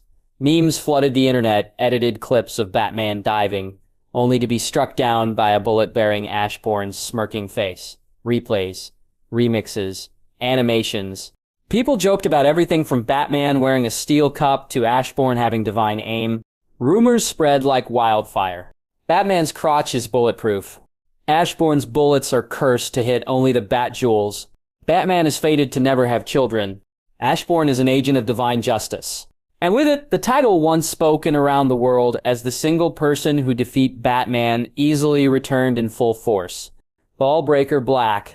Ashbourne's phone was flooded with messages, some from confused friends, some from laughing ones. One stood out. A message from Lex Luthor. Nice shot. Ashbourne smiled to himself. He knew Luthor didn't like any of the Justice League members, including Batman. It seems this prank brought the supervillain some satisfaction. In the Batcave, darkness hung heavier than usual. Bruce sat in silence, face half covered in shadows, replaying the footage again and again on his console. Each time the bullet struck, he flinched internally. Dozens of calls and messages had come in from concerned allies and friends, wishing him a speedy recovery. Each one only deepened the humiliation. The worst of them all came from Alfred, who had stood behind him with a tea tray, and said, "Perhaps it is time, Master Wayne, to consider an heir. You know, before we lose the opportunity entirely." Batman didn't reply. He just stared at the screen. Rewind play. The shot. The ricochet. The precise angle. Was it luck, he muttered, or something else? For the first time in his life, Batman wanted to break the bones of someone who hadn't committed a crime. But for now, he watched, studied. He needed to know the why and how. The morning sun filtered through the grime-streaked windows of Gotham's Central Police Station, casting long golden slashes across the dusty floor tiles. Barbara Gordon strode in briskly, her boots clicking against the marble. She scanned the room until her eyes found her father hunched over a stack of paperwork, coffee in hand. "You are here earlier than usual," Commissioner Gordon remarked. "I came to meet the legendary Ashbourne," Barbara replied, crossing her arms tone-light. Gordon let out a tired chuckle. "Legendary? He's just a guy with the weirdest luck I've ever seen. Not much of a legend, if you ask me." Barbara tilted her head. "Even legends start as ordinary people. I want to see for myself." Down the hall, Ashbourne lounged casually on a worn-out station couch, reading the Gotham Gazette, with a faint smirk tugging at the corner of his mouth. His overnight stay had done nothing to dull his spirits. If anything, he looked more refreshed than most officers working a day shift. The door creaked open, and Barbara stepped in. Ashbourne's gaze flicked up from the paper, and recognition flashed instantly in his eyes. "Good morning," he said smoothly, folding the newspaper. "I don't think you work here." Barbara offered a polite smile. Barbara Gordon, Commissioner's daughter. She glanced around the room, and then met his gaze again. "When I saw the footage last night, I was surprised. I couldn't help but come to ask you if you came to Gotham just to ruin Batman's reputation." Ashbourne raised an eyebrow. "I did what you asked me to do last night. Go to the police station, and now I'm the villain trying to ruin someone's image." He leaned back, relaxed but pointed. "A bit much, don't you think?" Barbara's smile faltered. Her lips parted slightly as she blinked. "What are you talking about? This is the first time I've spoken to you." Ashbourne rolled his eyes dramatically. "Same body shape, same lipstick, same eyes, same voice, and you just so happen to randomly show up in the morning saying this," he smirked. "Only an idiot wouldn't realize you are Batgirl." Her face went pale instantly. The door creaked again, and Commissioner Gordon stepped in. He glanced at his daughter and immediately sensed something was off. "Barbara, what's wrong?" She quickly turned, voice tighter than she intended. "Nothing, Dad. Just chatting." Gordon's eyes narrowed slightly. His detective instincts rarely failed him, and the look on Barbara's face wasn't just discomfort, it was fear. Ashbourne, meanwhile, wore a contemplative expression. "Interesting," he said, setting the newspaper aside. "Commissioner, a word of advice. You really ought to find more time to talk to your daughter." Barbara's eyes widened in panic, her breath catching. "Don't. What's going on here?" Gordon asked, clearly alarmed now. Ashbourne didn't answer directly. Instead, he tilted his head. "How old is your daughter?" Gordon blinked. Caught off guard. What kind of question is that? Why does it matter? Ashbourne's face was unreadable.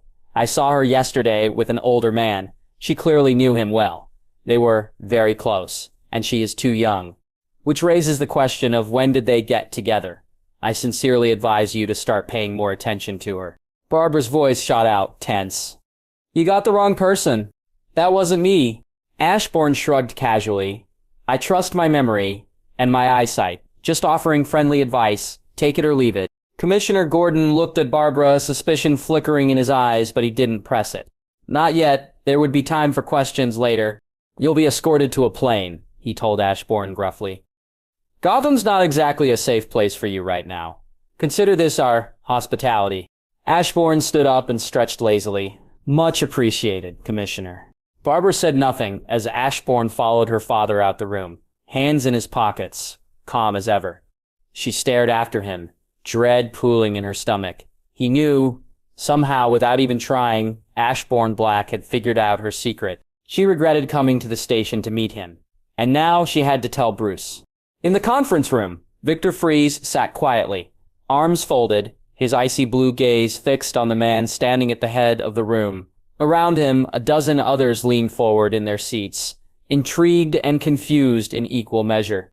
Ashbourne Black stood before a massive screen, gesturing with animated hands as graphs, chemical structures, and swirling images of ice cream flavors flickered behind him. The idea is simple, Ashbourne explained with a grin. Each flavor isn't just about taste, and it's about chemistry. Different base compounds result in different freezing points. So what if we could calibrate each flavor, each scoop to have its optimal texture, density, and chill factor? Imagine an ice cream factory that doesn't mass-produce blandness, but perfects each flavor like a unique masterpiece.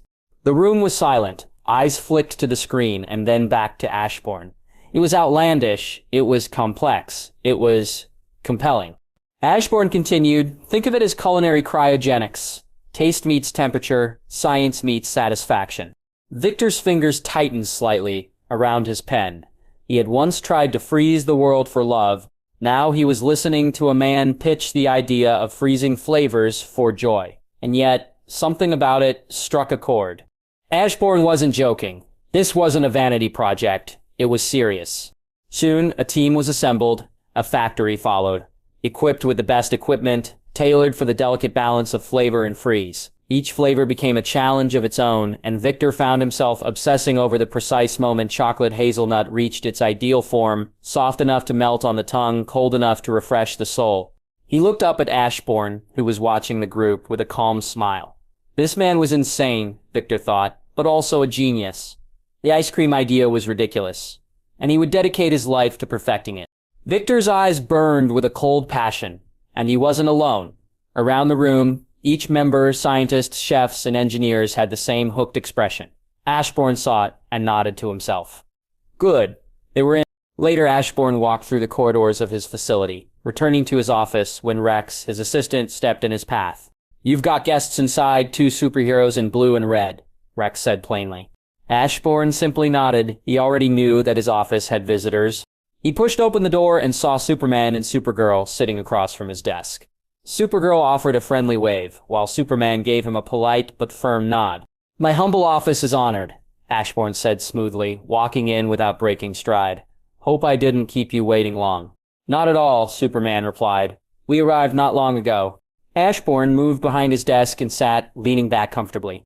So, what brings Earth's mightiest to my humble and simple office? Superman's expression turned serious.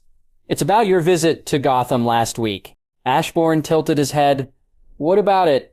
It's come to our attention, Superman said, voice steady, that you discovered Batgirl's identity. Ashbourne gave a casual shrug. She came to me the next morning pretending we'd never met. Introduced herself like we hadn't spoken the night before. Honestly, that was surprisingly stupid. I figured it out instantly. Supergirl bit back a laugh. Superman frowned. Not everyone can deduce that so easily. You know how important it is that we protect our identities. If the wrong people find out... Ashbourne's eyes drifted toward his monitor, clearly bored. Yeah, look. I don't care about your identities, your secrets, or your missions. I have no reason to expose her. She's not my problem. Superman nodded slowly, choosing not to press further. Good, because Batman doesn't want to see her face in Gotham. Not after what happened. Ashbourne's brow arched. That's cute, but no can do. In fact, I plan to visit the Joker sometime in the future. That made Superman pause. Why would you want to visit a deranged criminal like the Joker? Ashbourne smiled. He has an impressive dagger collection. First, a blade made of kryptonite. Then a 15th century royal dagger, like the ones you see in museums. Who knows what he'll acquire next? I like collecting, you see. Supergirl burst into a laugh, clearly amused. Superman's face was a mix of confusion and frustration. The Joker is dangerous. Ashbourne opened a drawer and nonchalantly pulled out a small handgun, spinning it lazily. So am I. Superman spoke awkwardly. Batman won't be happy to see you with a gun in hand again, especially with the Joker around. Ashbourne rolled his eyes, the movement slow and exaggerated, as if the conversation was beginning to bore him. He leaned back in his chair, fingers steepled with a relaxed arrogance. I don't answer to him, he said coolly, and if he doesn't want to see reason, I can always threaten him. He's not the only one who knows how to scare people into doing what he wants. Superman's demeanor changed instantly. The easy calm in his posture evaporated, replaced with stern intensity. Batgirl's identity remains a secret, he said, his voice low and firm. You can't put her in danger for a petty play or a joke. Ashbourne raised a brow, amused. When did I say anything about her? She has nothing to do with this. His tone was smooth, but there was a flicker of amusement in his eyes. He enjoyed poking at their nerves. Superman narrowed his eyes. Then how are you going to threaten Batman? Ashbourne shrugged like it was no big deal. I could just say, hey, step away or the whole world knows you're Bruce Wayne. That should work, right? The words hit like a thunderclap. Superman and Supergirl both froze, stunned. How and since when? Superman's voice was tight, demanding. Ashbourne smiled faintly. Since I first saw him during the Joker attack, he said. Honestly, it baffles me how no one figured it out yet. Same body build. Batman is obviously filthy rich, and a quick look at public appearances shows that Bruce Wayne and Batman appeared in Gotham at the same time. You people seriously need better cover stories. Supergirl's lips parted slightly, but no words came out. Superman remained still, absorbing the weight of the revelation. Ashbourne leaned forward slightly, resting his elbows on the desk. Also, he added, I spent 5 minutes checking the hostage footage. Bruce Wayne conveniently snuck away instead of leaving the building, and not long after, Batman showed up. Kind of obvious. No, to add another evidence, Bruce Wayne left Metropolis the same night before even completing his public goal from the visit. We didn't even talk about the project. Obviously, he was here for something else, maybe following his boyfriend. Superman's jaw clenched. Bruce had been exposed for months, and no one knew. Who did you tell? He asked quietly, with the weight of the world in his voice. Ashbourne gave him a flat look. Why would I tell anyone, he said plainly. I do have other things to do besides ruining the lives of caped people. Contrary to popular stereotypes, I don't rise on the top of the ruined people, nor do I enjoy humiliating the poor. Then, with another eye roll, he added, Honestly, why do I feel like you want me to join Lex's club? You barely handle him. Me joining would be, well, unfair. Superman tensed. The thought lingered. The last thing they needed was another Lex Luthor, or worse, a more capable one. Someone they couldn't predict. Ashbourne's behavior was chaotic. His motives scattered. His smile, always present, made it impossible to figure out his real emotions. And that was what made him dangerous. Supergirl, sensing the tightness in the air, stepped in. He's done nothing wrong, she said gently. He helps people. He cured Mr. Freeze and his wife. He even confronted the Joker in the first place to keep them safe. He didn't have to, but he did. He is just a little weirdo. You were doing well till the last sentence, Ashbourne commented, but he was ignored by both. Superman sighed. He looked down for a moment, then back at Ashbourne. I don't want us on opposite sides. Please, don't tell anyone about Batman or Batgirl. Ashbourne gave a simple nod. No worries, he said. My motto is always to make friends, if possible. Superman stood up, preparing to leave. As he turned toward the window, his eyes flicked toward it for just a second too long. Ashbourne grinned. At least you entered through the door this time. He raised a hand and waved him forward like inviting a guest into his home. Superman stood awkwardly for a moment. Supergirl, unable to help herself, laughed. With a final nod, the two heroes stepped toward the open window and took flight, vanishing into the clouds above. Ashbourne moved behind them, casually shutting the window. Raven sat in her room, her gaze unfocused, as she stared at the dim glow of a floating crystal. Her birthday was approaching, and with it came a deepening anxiety that coiled around her like a tightening vine. What if this is the year? What if this is when he finally comes? Her father's presence, Trigon, the interdimensional demon lord, had always loomed over her life like a shadow that refused to fade. She pressed her fingers together, silently chanting a mantra of calm, but it barely helped. She wanted to tell the others, But what could she say? Hey guys, my father might show up on my birthday and kill everyone. Oh, and by the way, he can't be stopped because he's literally a god-tier demon. Her lips curled into a grim, humorless smile. Even if she said it, what could they do? No shield, no sword, no team, not even the Justice League could stop him. And if he came, she would be the doorway. With a quiet breath, Raven left her room and floated into the common room. The mood was a stark contrast to her inner turmoil. Cyborg and Beast Boy were doubled over with laughter, their cackles bouncing off the walls. Robin, sitting nearby with a hand on his forehead, looked like he was already regretting being part of the conversation. It's not that funny, Robin groaned, though the faint flush in his cheeks betrayed his embarrassment. Oh, it's hilarious, Cyborg replied between laughs. This is Batman we're talking about. All serious, all intimidating, taken down in the most ridiculous way. And it's the second time. Yeah, Beast Boy added with a grin. And it's the same duo again, Ashbourne and the Joker. You gotta admit, Ashbourne's nerve is something else. He, a normal person, faced off against the Joker and Harley Quinn like he was asking for directions to a cafe. That's wild. Robin sighed, but nodded reluctantly. It was impressive. Raven's eyes narrowed slightly, her gaze distant. A normal person, that darkness she always felt around Ashbourne. It was subtle, not like her father's, but present, like a quiet echo in the back of her mind. She had no proof, no explanation, just a feeling. What if he was like her, half demon, or something close? A being torn between worlds trying to carve out his own place among humans. The idea stuck with her longer than it should have. Maybe he'd understand what she was going through. Maybe he could offer advice, or just listen. Then, as quickly as the thought came, she squashed it. No, she couldn't risk it. Trust was dangerous. He was unpredictable, unreadable. Maybe helpful, but he was no friend or trustworthy person. Starfire, who had been sitting cross-legged near the window, tilted her head toward Robin. Friend Robin, she asked softly, do you know why Ashbourne was in Gotham to begin with? Robin glanced at her. He went there to help Mr. Freeze's wife. Apparently, he managed to reverse Mr. Freeze's condition and make him a normal human again. Cyborg blinked. Wait, how did he pull that off? According to Supergirl, Robin replied, he got his hands on some kind of magical potion that can heal illnesses. He used it to cure both Mr. Freeze and his wife. Now, Freeze works for him. Beast Boy scratched his head. That's actually pretty sweet. First he helps the Hive group turn their lives around. Now this. He's definitely a good guy. Just a little strange. Robin folded his arms, unconvinced. Maybe, but no one really knows what's going on inside that guy's head. Raven remained silent as she watched the others.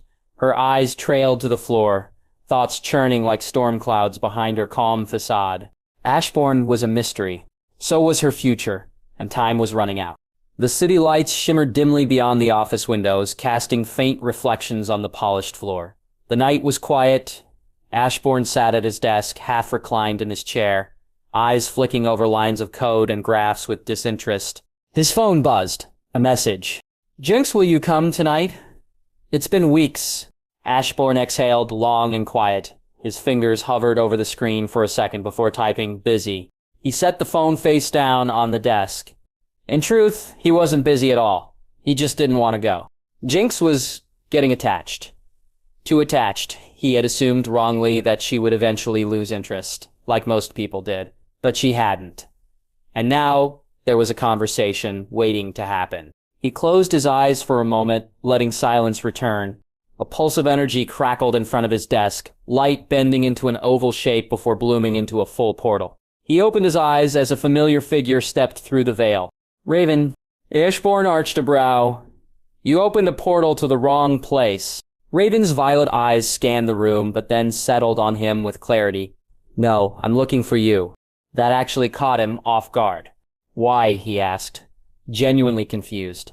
He had no ties to her or her team, no reason for her to come here. Raven hesitated, then took a breath. Are you a half-demon as well? Ashbourne blinked. Then he chuckled softly. No, I'm not. What makes you think I am? I can feel it, Raven replied. There's something different about you. A boundless darkness, like a void. Similar to demons, but not exactly. It is calmer and much deeper. His gaze sharpened slightly. The faintest chill slipped into the air, just enough to make Raven stiffen involuntarily. Then it was gone, like a shadow slipping behind the light. The Ashbourne's smile returned. That's interesting. You're the first person to notice. But no, I'm no demon, and I've got no relation to them. Raven stepped back instinctively, wary now. The feeling just now was not her imagination. Ashbourne stood leisurely. Her eyes began to glow as she raised her guard. But Ashbourne merely smiled, amused. With a subtle flick of his fingers, Rule's authority flared to life. Raven's body froze, muscles locked. Magic halted. Her breath caught in her throat as an invisible force drew her toward him. Now, he said, tone casual but sharp, why are you really here? Raven floated helplessly before him. She hated this. Being powerless, vulnerable. You can't kill me, she said, trying to hold firm. Ashbourne tilted his head. And why's that? For the same reason I came to you. He didn't respond, just waited in silence. Raven swallowed hard and began to speak. She told him everything. Who she was, who her father was. The hellish destiny that hung over her head. The fear that this birthday, just days away, might be the one. And how powerless she felt in the face of it all. Ashbourne didn't interrupt once. He just listened, arms crossed. Expression unreadable. When she finished, there was a stillness between them. I still don't know why you came to me, Ashbourne said at last. Raven lowered her gaze. I thought maybe you were like me, someone half-demon trying to live peacefully among humans. I thought maybe you'd understand, or have advice. The hold on her vanished. Raven stumbled a bit, catching her balance. Ashbourne turned away from her and walked back to his desk. You don't need to worry too much about Trigon, he said over his shoulder. The world will be safe. He sat down, gaze fixed on his monitor. No one hears about me, he added flatly. If you so much as speak a word, I'll know. And trust me, it won't be a nice day for you. Raven's eyes drifted downward, and she noticed the shadow beneath her feet twist unnaturally, slithering as if alive. She shivered. I haven't told anyone, she said quietly, and I won't. Your secret is safe. Ashbourne gave a small nod, eyes still locked on his screen. Raven didn't wait. She turned, opened a portal of her own, and disappeared. Silence returned once more. Ashbourne leaned back in his chair, resting his chin in his hand. Trigon? He had honestly forgotten about that particular demon. A being of immense power, a destroyer of worlds. And in this world, the plan was to leave that threat in the hands of a teenage girl still struggling with her own emotions. He sighed. Depending on luck and hoping to have a winning Raven in this world. Now that's just sloppy. His eyes glowed softly with an eerie, deep purple light. He had made up his mind. Raven's breath caught in her throat. One moment she had been meditating in her room, eyes closed, trying to calm the storm within her. The next, she stood in a world of endless void. No light, no ground, no stars, just pure, suffocating darkness. The kind that felt alive. She looked around, disoriented. Then came a voice. Low, guttural, yet familiar. Raven, my daughter. She turned swiftly, her heart leaping to her throat. There, before her, knelt a giant, one she knew all too well. Trigon. The demon lord, her father, the being whose presence had haunted her since birth. But this was not the terrifying godlike form she had braced herself to someday face. This Trigon was broken. Black chains wrapped tightly around his enormous limbs, glowing with runes that shimmered with a purple, ominous light. Enormous spears thick as the greatest trees and forged of something darker than obsidian pierced his chest, shoulders, and back. Blood like liquid fire oozed down from his wounds, and yet he still managed a twisted smile. I never thought you'd be so ruthless to your own father, he rasped, voice weak, echoing in the void. To think you'd ask a monster like that to come after me. Raven's mouth opened, but no words came out. You are truly my daughter. Trigon chuckled, a hollow, pained sound. And I'm proud of you.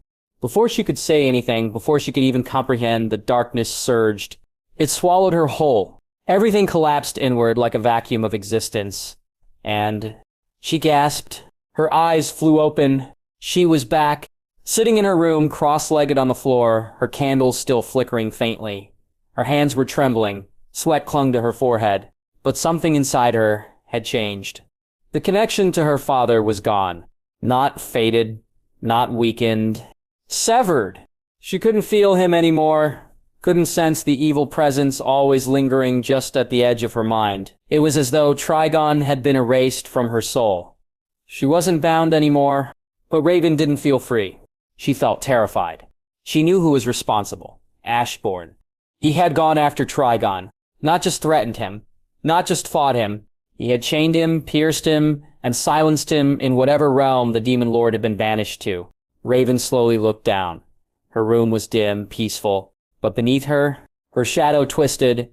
It moved unnaturally, curling inward like smoke pulled by unseen wind. It danced along the ground in a rhythm she didn't recognize. Her heart pounded. Ashbourne was scarier than her father. Not just in power, in intent, in silence. Raven hugged her arms around herself, trying to breathe. Her world had just changed, not because Trigon was coming, but because now she knew a much greater monster was watching from the dark. Ashbourne sat silently in the living area, the warm lighting doing little to ease the cold stillness between him and the young woman sitting across from him. Jinx had a look on her face that was caught somewhere between shock and sorrow, her pink eyes wide but dimmed. Ashbourne's expression, however, was unreadable, neutral, calm, detached. His words had been straightforward. There was no sugar-coating, no false kindness. "You've changed," he had told her, "and that's fine, but our relationship hasn't changed. At least not for me." There was no malice in his voice, no anger, just facts. And that somehow made it sting worse. Jinx sat there for a few more seconds, her hands clenched together in her lap. His words echoed in her head, bouncing against the walls of her chest like a cruel truth. She had hoped maybe something more had grown between them, that maybe he saw her differently now, but Ashbourne, as always, was painfully clear. She lowered her head. "I understand," she said quietly. "Sorry for the inconvenience." Without another word, she stood and walked away, her footsteps soft but weighted with the kind of hurt that lingered. Ashbourne didn't move. He just watched her leave. He knew what he said had hurt her. He wasn't blind to emotions, just unwilling to lie to them. Pretending things were fine would have been worse. He didn't feel affection for her. That was the truth. Later that evening, Gizmo had called him. "Hey," Gizmo's voice crackled through. "What's going on with Jinx? She just called me out of nowhere saying she's going back to Jump City. Said this place doesn't suit her." Ashbourne leaned back in his seat, his tone calm. "She's right. Staying in a house all day doesn't suit her. She's looking for something else." There was a pause on the other end. "So, that's it? There's nothing else she can do?" Ashbourne said plainly, "Even if I gave her something else to do, she'd know it wasn't earned, and she wouldn't take it again." Gizmo sighed. "Yeah, that sounds like her." Neither of them spoke for a moment. Finally, Gizmo grunted. "All right, I'll keep in touch with her." "Thanks," Ashbourne replied simply before ending the call. He sat still again, staring at the darkened window across the room. He hadn't kicked her out. He hadn't said she needed to go. But after their conversation, he knew she wouldn't stay. Because she knew there was no path forward from where they stood. Jinx's departure barely left a ripple in Ashbourne's daily routine. The house was back to being empty, and life moved at its usual steady rhythm. The pace of his work remained undisturbed. No emotional fallout, no drama, just the same cycle of research, planning, and the occasional small indulgence. That was, until he received an unexpected call. Amanda Waller. The name alone was enough to catch his interest. A high-level government agent with her fingers in more pies than anyone cared to admit. Ruthless, calculated, and always 3 moves ahead. She requested a meeting, no details given, just a direct and formal request for his time to discuss an important matter. Naturally, he agreed. The next day, a sleek black car pulled up in front of Shadow Corp's gates. No markings, no identifiers, just clean, polished, and clearly government-issued. Ashbourne stepped in without a word. The drive was long and uneventful. When they arrived, he was escorted through several layers of security into a nondescript government facility. But instead of being taken to an office or a briefing room, he was led deep underground, far below the surface, to what felt more like a bunker than a meeting space. The room was cold, sterile, and built like a vault. Waiting inside was a stern-looking black woman whose very presence radiated command. Amanda Waller. Ashbourne greeted her with a casual smile, settling into the chair across from her. "Not every day a government agent calls me in for a chat." Amanda nodded in acknowledgement. "Thank you for making time for me on such short notice." He leaned back slightly. So what's this all about? Dragging me into an underground fortress?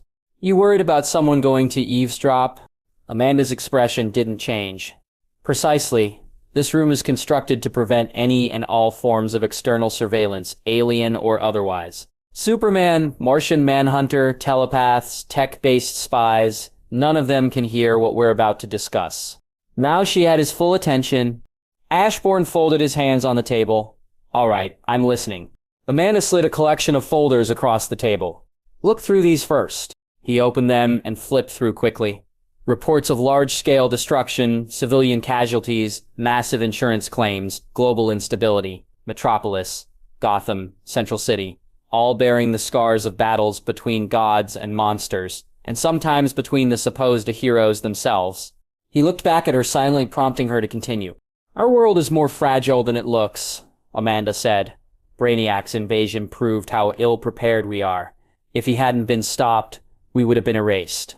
And the Justice League? They're powerful, unregulated, and completely untouchable. If they ever decide to rule the world, who would stop them? Who could? Ashbourne hummed. So where do I fit into all of this? You've been busy, she said. You sued Supergirl and forced her into a public accountability arc. You helped known villains reform. It shows something important.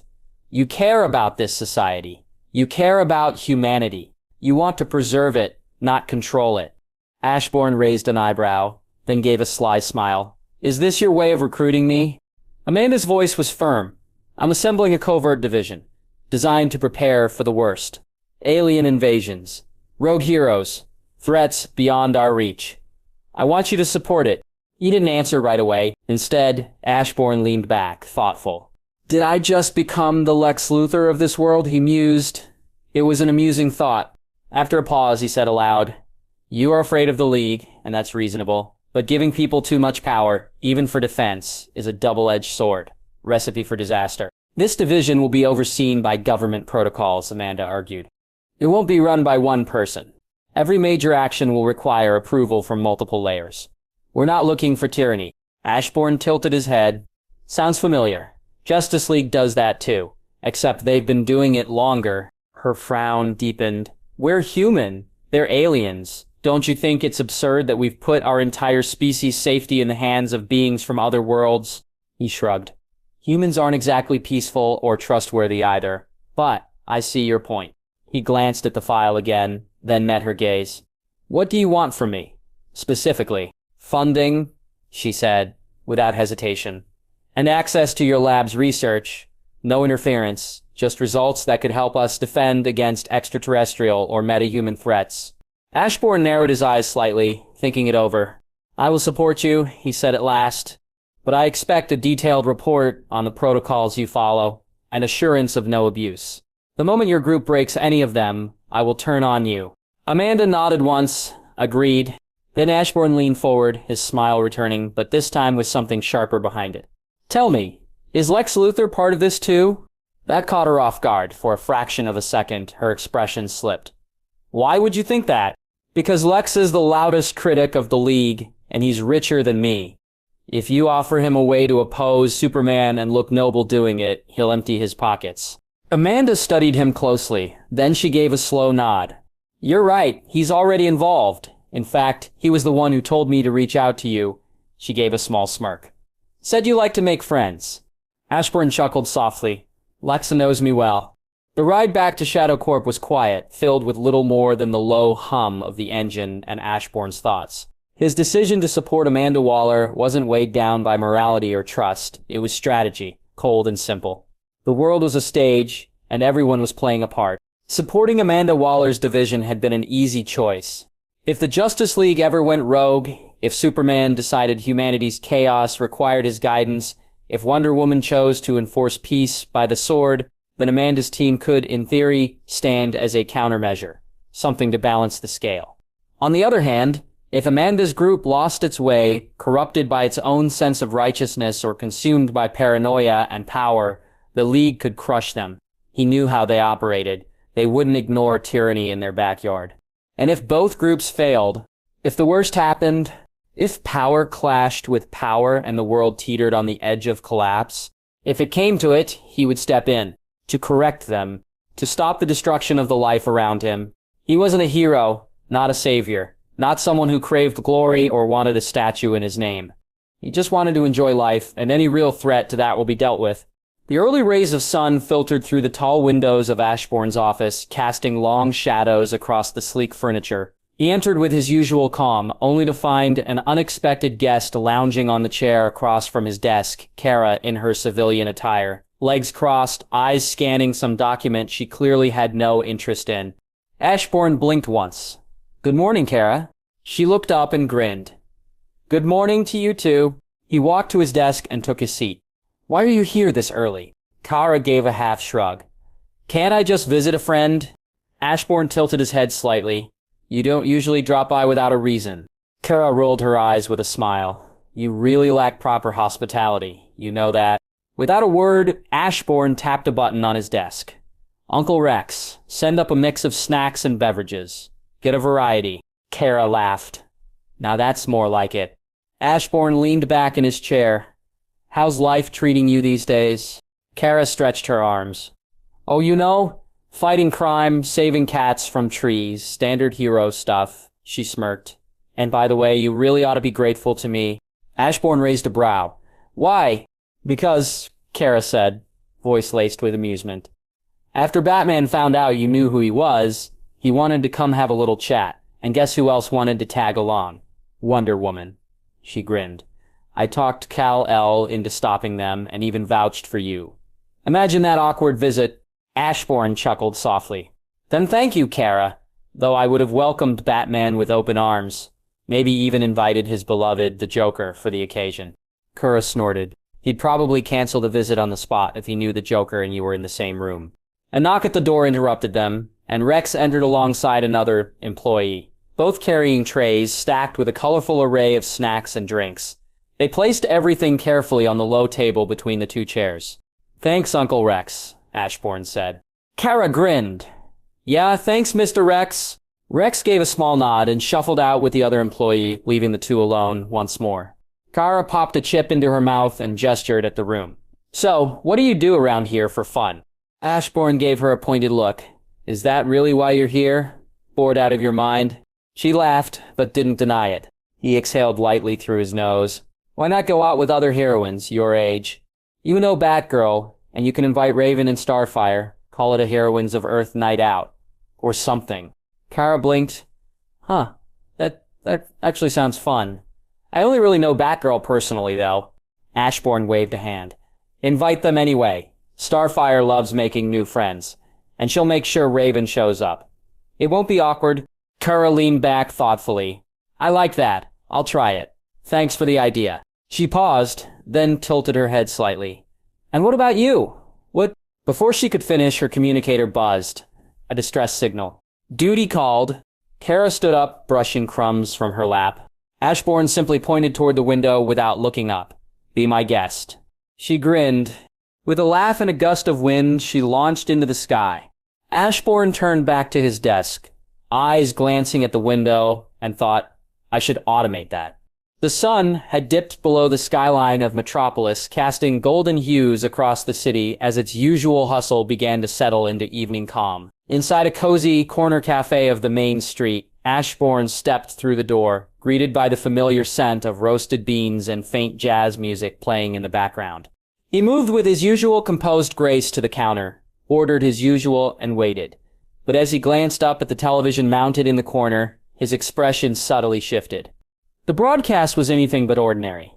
Grainy footage showed a towering figure of muscle and bone, a monstrous creature rampaging through the heart of a city, leaving destruction in its wake. Its bony protrusions were slick with blood, and its roars silenced screams with primal terror.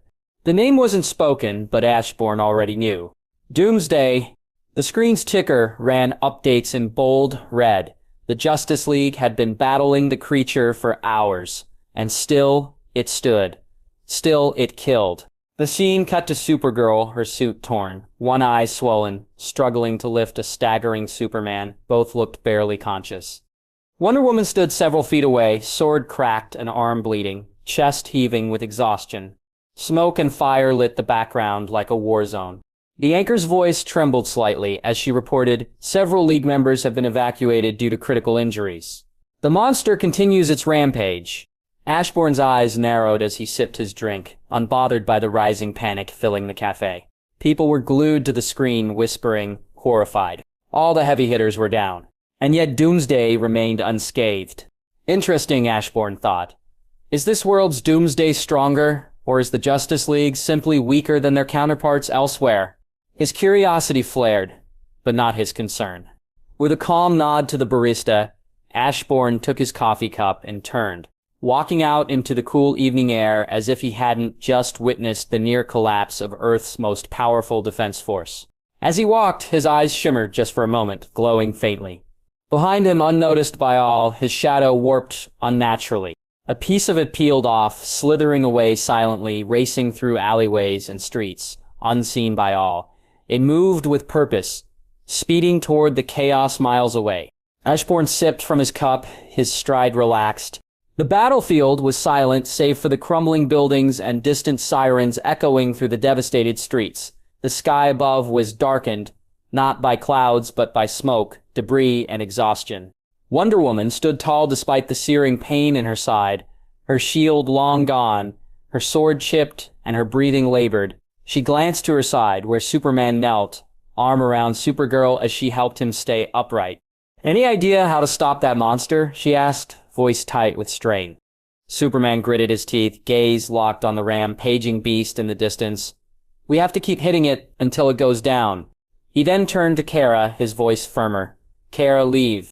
But Supergirl didn't move. Her body ached. Her cape was torn. Her lip was split, but her eyes burned with defiance.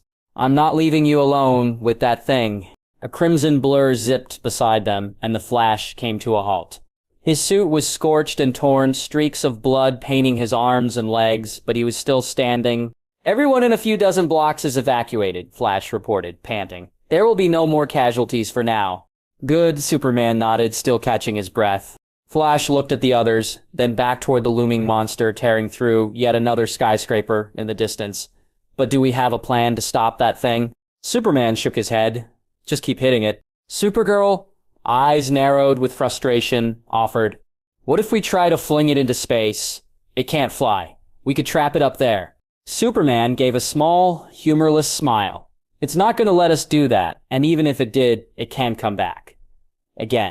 "I'll try binding it," Wonder Woman interjected, gripping her lasso of truth with what little strength she had left. "You three, hit it with everything you've got. I refuse to believe that thing can't go down." The others nodded, their bodies screamed in protest, but none hesitated. They pushed forward, bloodied yet determined, toward the creature that had nearly shattered them all. Doomsday turned, sensing the approach of his enemies. The ground trembled beneath his massive steps. He roared, a deafening, bone-chilling sound that shook the broken city. And then something unexpected happened. From the broken asphalt between Doomsday and the advancing heroes, a ripple of darkness surged like a living wave. Shadows laced with glowing threads of blue light began to rise, coiling and dancing like flames caught in a midnight breeze. The League members stopped in their tracks, eyes wide with confusion and weariness. Doomsday too paused, its crimson eyes locking onto the shadows with animalistic curiosity. From within the swirling vortex of shadow and light, a figure emerged, a knight unlike any they had seen. Towering in stature and draped in jet-black armor that shimmered with otherworldly metal, the being's presence was commanding. A tattered black cape flowed from his shoulders, and a single long red ornament extended like a mane from the back of his helmet. His body radiated calm, cold power. It was the Shadow Marshal, Ygritte. Without a word, Doomsday bellowed in fury and charged. The earth cracked beneath his feet as he lunged toward Ygritte, fist raised with the force to obliterate anything in its path, but Ygritte stood unmoved. Calmly, he extended a single armored hand and caught the punch. The impact sent a shockwave in all directions, but Ygritte didn't even flinch. Then, with a swift motion, he twisted Doomsday's arm and flung the beast over his shoulder, sending it crashing through the remains of a building with thunderous force. The League gasped in disbelief. Ygritte turned toward the fallen creature as it struggled to rise. In one smooth motion, he drew his sword, a glowing blade of pure azure energy. laced with bolts of crackling electricity. He walked slowly, like a predator closing in. Doomsday roared again and charged. Igris sidestepped. A flash of blue. In a single fluid sequence, Igris sliced through Doomsday's arm, then spun and cut off one of its legs, followed by the other arm and then the final leg. The beast screamed and collapsed, flailing in the rubble, limbs severed and body broken. Without hesitation, Igris drove his sword through Doomsday's skull, ending the rampage in one final merciful strike. Silence fell over the city once more. The League could only stare, awestruck, wounded, and utterly stunned. The monster that had nearly brought them to ruin was felled in mere moments. Igris turned to glance at them. No words, no acknowledgement. Then his cape began to ripple unnaturally. It expanded, growing into a vast shadow that enveloped his armored frame and Doomsday's corpse together. The darkness swallowed them whole, and then both knight and beast vanished, sinking into the earth like ghosts fading from a dream. The wind whispered through the broken remains of the city. No one spoke. Far away in Ashbourne's home, Igris and the shadow of Doomsday were bowing to their king. The Justice League of this world is weak. The world stood still. Across every city, every channel, every screen, the footage looped endlessly, grainy yet clear enough to strike awe into the hearts of billions. A black armored knight, emerging from shadow like a silent executioner, had brought down Doomsday, the unstoppable monster that had nearly ended a city and their protectors with swift, merciless slashes. He had come like a myth, slain a godlike terror, and vanished without a word. The world's greatest defenders, the Justice League, had fallen to their knees, and when all hope seemed lost, he appeared. A dark knight, a ghost, a mystery. No one knew his name. No one knew where he came from. And worst of all, no one knew where he went. In newsrooms and media outlets around the globe, the same questions were asked over and over again. Who was the Black Knight? Where did he come from? Why did he disappear? On-screen analysts speculated endlessly, some calling it a deliberate intervention, a powerful being who stepped in only after witnessing the League's failure. Others theorized he was a collector of monsters, that perhaps the monster was a creation gone rogue and this was merely the cleanup. Another group posited that the knight bore a personal grudge, a vendetta against the beast, and left as soon as vengeance was served. Theories flooded the internet. Artists reimagined the knight in stylized fan art. Conspiracy channels declared this the start of a new age, some even whispering that he was a god from the Shadow Realm, sent to correct balance. But amidst all the noise, no facts emerged. The Justice League remained silent. Their faces, battered and healing, appeared only briefly to reassure the public that Earth was safe once more. But when asked about the mysterious knight, every member gave the same response. We don't know. They hadn't seen him arrive. They didn't know his name. They didn't understand his power. He was a phantom on the battlefield, more powerful than any of them, and gone before they could even speak. And that scared them more than anything. Was he a savior or something else? In the shadowed halls of black-budget facilities and fortified bunkers, the whispers were louder, sharper. Amanda Waller's expression was unreadable as the footage looped again on the massive monitor in front of her. Her fingers tapped against the armrest of her chair, slow and deliberate. He took out that monster in under a minute, an agent said, not even trying to hide the awe in his voice. Which makes him an unstable factor and possibly more dangerous than the League, Waller replied coldly. The room fell silent. A being possibly more powerful than Superman, an unknown variable, was now part of the equation. No one knew which side that knight was on, and if it were to join the League, it would make it a much greater threat. That was a future Amanda Waller refused to face unprepared. Even in Titan Tower, the mood had shifted. Footage of the knight played in the background while the younger heroes sat in a circle, debating. He's definitely not a hero, Beast Boy argued. He didn't even say anything, just showed up, killed the monster, and bounced. That's creepy. Or he's just efficient, Robin said thoughtfully. No ego, no theatrics. Just did the job. I don't know, Starfire said slowly. His entrance was cool but scary and unnatural. Robin grunted. If he wanted to harm the League, he could have. They were weakened and injured, and that kind of power, it's scary. Through the chatter, Raven remained quiet. She watched the footage one last time, eyes narrowing slightly at the way the shadows danced around the knight. The cape that devoured the beast and vanished into the ground, She had seen that kind of shadow magic before, felt its weight, sensed its depth. Her gaze shifted to her shadow. She didn't speak, but she knew no one else in this world possessed that kind of connection to the darkness. Ashbourne. He hadn't said a word. He hadn't shown himself. But Raven felt it in her bones. That night, that being who commanded death and shadow like a silent king, he was tied to Ashbourne, and her shadow knew she knew. It was watching her, listening, waiting. So she said nothing. She didn't dare to. Ashbourne sat quietly at his desk. Across from him, lounging comfortably in the chair like it was her living room, was Kara. She was dressed in civilian clothes, simple jeans and a hoodie, and was currently devouring the snack tray in front of her, like someone who hadn't eaten in days. "You're bored again," Ashbourne stated, not even looking up from the file in his hand. Kara didn't stop chewing. "You didn't call to check on me, even though you definitely saw the news and saw how we were absolutely wrecked by Doomsday." She paused for a moment, then continued, "That's the name we decided to give the monster," she explained between bites. "It seemed fitting." He nodded lightly. "You looked fine in the footage, a bit roughed up, but breathing. And it's not like you've given me a phone number to call." Kara rolled her eyes. "Excuses. Lame ones. You have no idea how horrible it was fighting that thing." Ashbourne leaned back slightly, studying her. "I'm sure it was unpleasant." "Unpleasant?" she repeated in disbelief. "If that Black Knight hadn't shown up, we might have all died. That guy's power, it was unreal. You could feel it. He didn't just beat Doomsday, he destroyed him. There was this air around him, like the world itself respected him or something."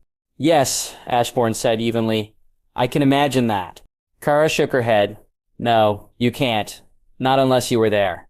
It's hard to explain, but when he stood there, it was like reality bent around him. Ashbourne shrugged. "If you say so." She narrowed her eyes at him, then after a moment, her expression softened as she leaned back in her chair. "You know, last time we talked, I didn't get to finish asking, what do you do for fun?" Ashbourne glanced at her. "Working, eating, watching movies, playing video games." Kara gave him a flat look. "So basically, you enjoy breathing." "I enjoy the small things," he replied without missing a beat. "The slow process of life."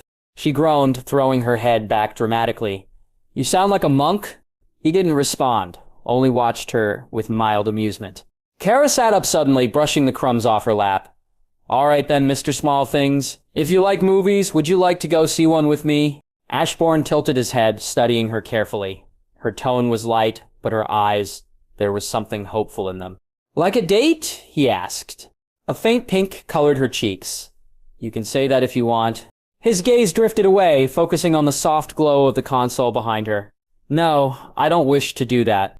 Kara blinked, stunned. "Why not?" "I don't feel like getting involved with anyone for now." Her face fell, the light in her eyes dimming instantly. She stood abruptly, brushing her hands on her jeans. "Right. I should go." Ashbourne didn't stop her. He simply reached under his desk and pressed a newly installed button. The large window behind him hissed softly as it opened wide, the wind fluttering into the room. Kara paused, eyes darting to the window. "You installed that after my last visit?" Ashbourne gave a slight nod. "It's more efficient than you open it every time, and me closing it after you." A small, almost wistful smile tugged at the edge of her lips. She gave a slow nod back. "Right. Efficient." And then, without another word, she launched into the sky. The window closing behind her as silence settled over the room once again. Ashbourne stared out at the fading light of the evening sky. Between his numbness, his funding of Cadmus, and the hero's inflated ego and righteousness, he knew any relation with Supergirl will not end well. Despite the brief sting of rejection, Supergirl recovered faster than even she expected. The moment had hurt, more than she would ever admit aloud, but she brushed it off. Still, she took Ashbourne's suggestion to heart. She needed to unwind, so she messaged Batgirl with a simple idea. Girls' night. To her surprise, Barbara was all for it. "It's hard to find girls our age who can talk about secret identities without getting weird," she'd replied with a laughing emoji. "Let's do it." With Batgirl's help, they reached out to someone else who'd make things even more fun. Starfire. The Tamarinian was ecstatic at the idea. "It shall be glorious," she had responded enthusiastically, practically radiating joy through the message. The trio decided to meet in Central City the next evening, a neutral place far from their usual patrol zones and hero business. Kara and Barbara arrived first in their civvies, Kara in a soft blue sweater and jeans, Barbara in her leather jacket and ponytail. After a short wait, a swirling portal opened just down the block. Out stepped Starfire, vibrant and beaming as always. Behind her came a less thrilled Raven, and lastly, a girl wearing sunglasses and a wide-brimmed hat that barely contained her bubblegum pink hair. "Hello, friends," Starfire said cheerfully, floating over to hug Kara and Barbara. "You already know Raven," she gestured with a grin, "and this is Jinx, the newest of the Titans." Jinx offered a small wave. "Hey." The five strolled down the lively streets of Central City, blending in like any group of ordinary friends. They laughed, swapped stories about missions, mishaps, and the madness that came with saving the world on a weekly basis. Eventually, they settled into a cozy cafe tucked away near a quiet street, drinks and desserts in hand. The conversation deepened. Batgirl leaned forward, curiosity piqued. "So, Jinx, how'd you end up with the Titans? I heard from Robin you used to work with Ashbourne Black." At that, Jinx's playful smirk vanished. Her gaze dropped to her drink, fingers tracing the rim of the cup. There was a beat of silence. Seeing the change, Barbara quickly raised her hands. "Hey, you don't have to answer if you don't want to." "No," Jinx said quietly. "It's fine." She exhaled and began. "Ashbourne didn't hire me because he needed me. He only gave me a job because my friends insisted, said we were a full package, and he agreed." There was another pause. But as time went on, I started liking him. More than I should have. I thought maybe he felt the same, you know? I changed, got better, tried harder. Her lips pressed into a tight line. Then one day, he just told me, no intention of forming any bond, any relationship, said it outright. So I left, came back to Jump City. Eventually, I joined the Titans. Starfire reached across the table, gently taking Jinx's hand. "Worry not, friend. It is his loss." Kara, who had been quiet till now, blinked. The realization hit her like a gust of cold wind. She wasn't the only one. "Actually," she said, her voice soft, "I asked him out too, not long ago." The table stilled. "He rejected me," she continued with a weak laugh, said he didn't want to get involved with anyone. 4 sets of eyes turned toward her, blinking in disbelief. "Wait, what?" Barbara said, voice rising in surprise. "He rejected both of you? Who the hell does he think he is?" Kara laughed, brushing a lock of hair behind her ear. "It's fine. I talked to Superman about it. He thinks it's part of Ashbourne's past. Says when he was younger he lost Aaron, his parents, cousins, uncles, all of them. Different reasons, but same end. One after another. Now he just keeps his distance. Doesn't want to go through that pain again." Superman said that. Starfire asked, visibly saddened. Kara nodded. "And Batman thinks he hides his trauma behind his smile." The group fell into silence, digesting the weight of that revelation. All except Raven, who didn't buy it. That guy doesn't carry trauma. He is the trauma. That smile of his, that's not pain, that's control. Raven thought as her eyes glanced at her shadow. She has been afraid of her own shadow for quite some time now. For a moment no one spoke. Then Jinx smirked. "Well, now I feel a little better. I am not the problem, for once." The girls chuckled genuinely as the evening wore on. The crisp night air buzzed with excitement as the girls left the cafe, laughing and chatting away, their earlier confessions slowly dissolving into the rhythm of friendship. The streets of Central City were alive, neon signs flickering, cars passing with trailing music, and people milling around in unexpected clusters. It wasn't long before they noticed a particularly large crowd gathered outside a restaurant just down the block. The line stretched out the door, curling around the corner. "What is happening here?" Starfire asked, floating slightly above the sidewalk for a better view. Kara flagged down a man stepping out of the crowd with a box in hand. "Hey, what's going on?" The man grinned. "This? Oh, this is Heart Attack. New restaurant in town. They sell sandwiches so overloaded with calories, they're basically a health hazard. That's why it's called Heart Attack. It's all the rage." Starfire's eyes widened. "But if it is harmful, why would one consume it willingly?" Batgirl chuckled, stuffing her hands in her jacket pockets. "People love testing limits, even if it's bad for them. The danger makes it cool." Kara laughed. "Maybe we should give it a try, just for the—" Her words stopped abruptly, her voice catching in her throat. From between the crowd, casually stepping out with a plastic takeout bag in hand, was none other than Ashbourne. His appearance was the same as always. Black coat, relaxed gait, a distant yet a smiling expression. The bag crinkled slightly as he adjusted his grip on it. All 5 girls halted in sync. Ashbourne, too, noticed them almost instantly. His eyes flicked across the group and rested briefly on Kara, then on Jinx. So, she followed my suggestion, he mused. A girls' night out, but Jinx... He walked over without hesitation. Didn't expect to run into all of you here, he said casually, his eyes scanning the lineup.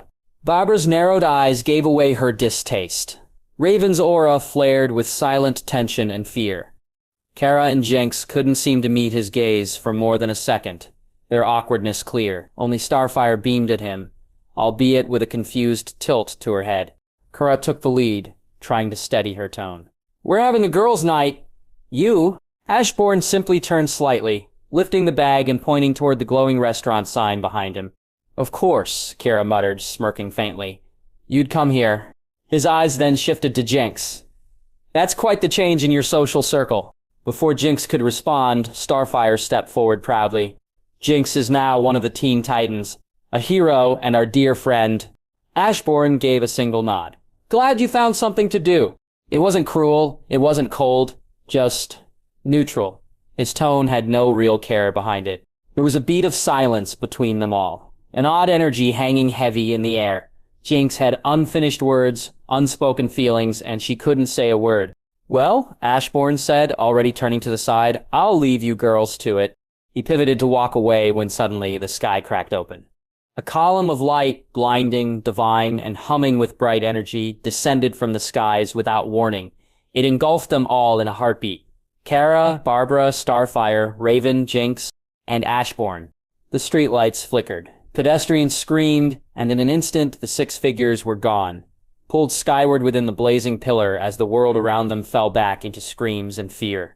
No one understood what just happened. Each of the 6 kidnapped individuals stood within a cylindrical glass prison, round walls that stretched from the floor all the way to the ceiling, the material glowing faintly with an unnatural sheen. The cells were spaced evenly across a vast metallic chamber that curved out into darkness. In the distance, more glass towers housed strange creatures, some reptilian, others aquatic, some humanoid but utterly alien. The girls sprang into action. Supergirl reeled back and launched a punch at the glass with all her might, only for the strike to jolt through her hand, causing her to stumble back in pain. Her breath was short, her strength dimmed. Raven's hands lit up with magic, but as the energy gathered it fizzled out, leaving only a spark. Starfire growled and launched a blast from her eyes. Jinx followed with a crackling jolt of her signature pink energy, but the cells didn't even flicker. The blasts dissipated harmlessly, as if absorbed by the glass itself. Barbara, calm and sharp-eyed, didn't waste her energy. Instead, she examined every angle of her prison, scanning for seams, panels, or weaknesses. Across from them, Ashbourne sat cross-legged in his own glass cell, unbothered. He unwrapped the bag he was carrying and opened a greasy sandwich from Heart Attack, its scent filling his cell. The girls all paused mid-action to stare at him. You're eating now? Seriously? Kara asked, disbelief in her voice.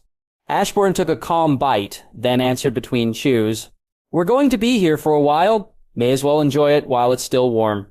Barbara let out a sharp breath. You are unbelievable. Ashbourne just nodded and continued eating. Ignoring him, the girls regrouped mentally and began speculating who could be behind this. Kara finally looked up and noticed the faint red glow above her, realization dawning. There's a red sun emitter above me. It's nullifying my powers, she said, her tone darkening. The glass must dampen my connection to my magic, Raven murmured. Starfire frowned. It's suppressing my Tamarinian energy, too. And my mind is being drained or grounded, Jinx added. Wonderful, Barbara muttered. We're nerfed, kidnapped, and we have a guy who's more focused on eating. Time passed before a sudden hum filled the air. A small floating creature approached, an alien being barely the size of a child. It had no legs, its lower body tapering into a soft glow. Its skin was pale and its wrinkled face betrayed the age of someone, or something, that had seen far more than just years. Its eyes were blank and dim. The creature floated toward Kara's cell. Welcome, it said in a voice that echoed unnaturally. Kryptonian. Kara narrowed her eyes. Who are you? Why did you bring us here? I am the Preserver, the creature said proudly, and I did not bring you here out of malice. Your kind is endangered. I have brought you here for protection to ensure your species will not go extinct. Kara's jaw tightened, rage blooming in her chest. I don't need your protection, and even if you believe that, why kidnap my friends too?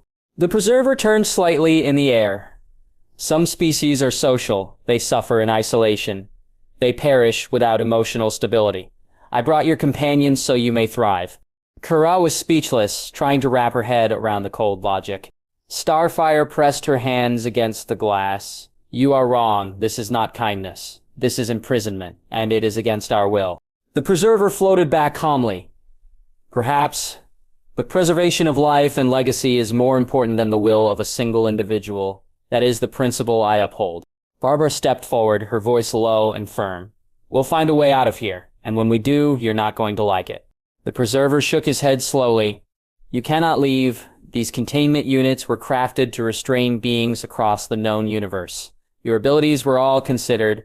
I made certain of it before your arrival. The Justice League won't let this go, Kara snapped. They'll find us. The Preserver blinked slowly. I do not know this Justice League, but if they are from Earth, we have already left its orbit. Soon, we will depart the solar system entirely. Silence filled the chamber. Fear took root. For a second, no one spoke. No one moved. Then a crack. The sharp, piercing sound of shattering glass echoed through the chamber. All eyes whipped to the side. Ashbourne stood outside his broken cell, casually brushing off a few shards of glass from his shoulder. His expression was blank, as if this were no more bothersome than taking a stroll.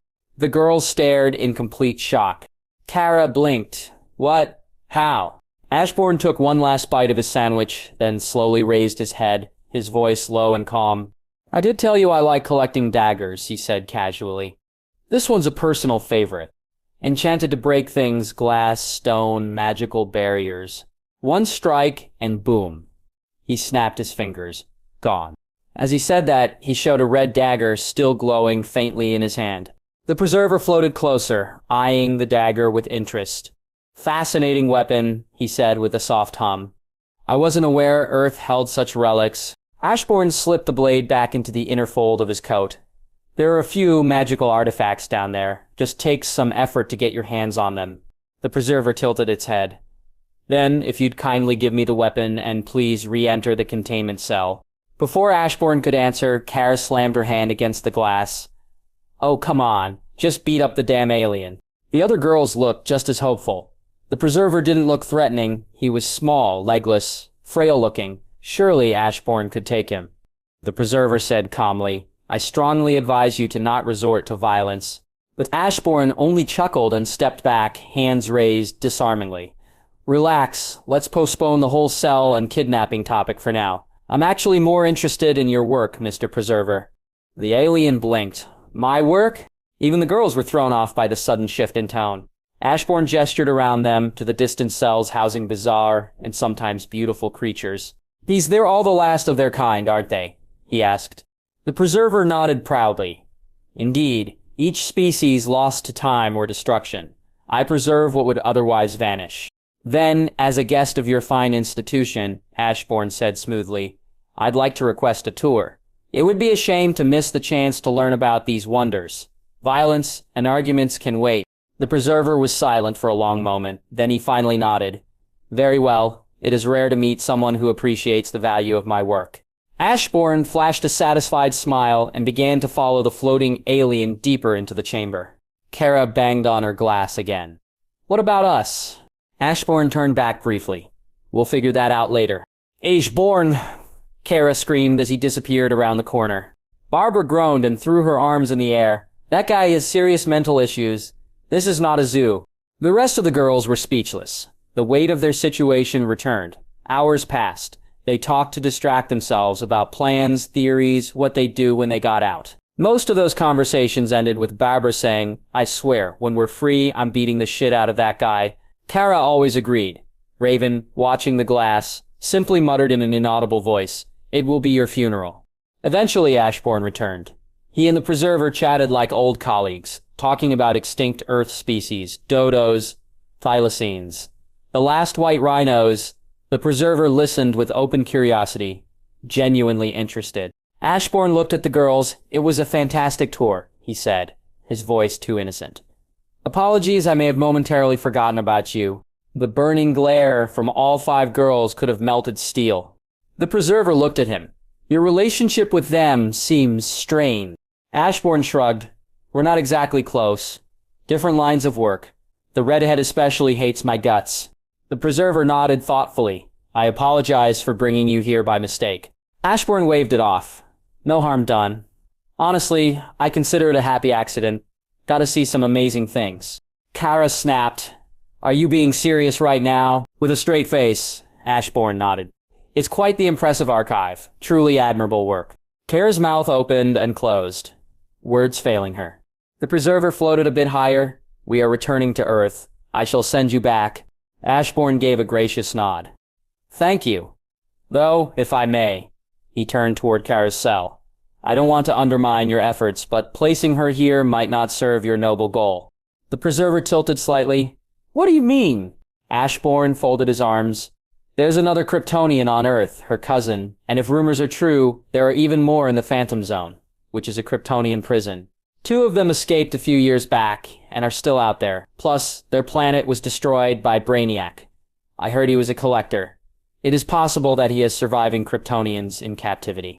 The preserver went still. I did not know this. That is unexpected.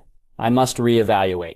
Ashbourne nodded sagely. And another thing, if Kryptonians and humans might be genetically compatible, we could be looking at the birth of a new hybrid species. She could be the start of something new, not just the end of something old. The preserver was quiet for a long time, deep in thought. Then finally he spoke. You make a compelling case. I shall release her, to give her the chance to mate and breed a new generation. During that time, I will reevaluate the status of her race. Ashbourne smiled. Earth's a safe place. No natural predators for her kind. Kara looked both horrified and dumbfounded. She didn't know what was worse, that Ashbourne said that, or that it actually worked.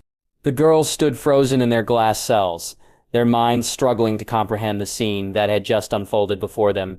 They had witnessed many strange things in their lives. Alien invasions, magical battles, otherworldly monsters. But this was something else entirely. Ashbourne had somehow turned a galactic kidnapping into a casual field trip. Then, without so much as a stutter, he discussed breeding with the very alien who abducted them. All with the kind of calm detachment one might have when picking out groceries. Barbara was the first to snap out of her stupor. Are you serious right now? Are you actually serious? She gritted her teeth and slammed her palm against the inside of her cell. Okay, fine. Since we are going back to Earth, can we at least be released now? Before the preserver could respond, Ashbourne casually interjected, I would strongly advise against releasing them at this time. Barbara blinked. What? What are you saying? Her voice rose in pitch.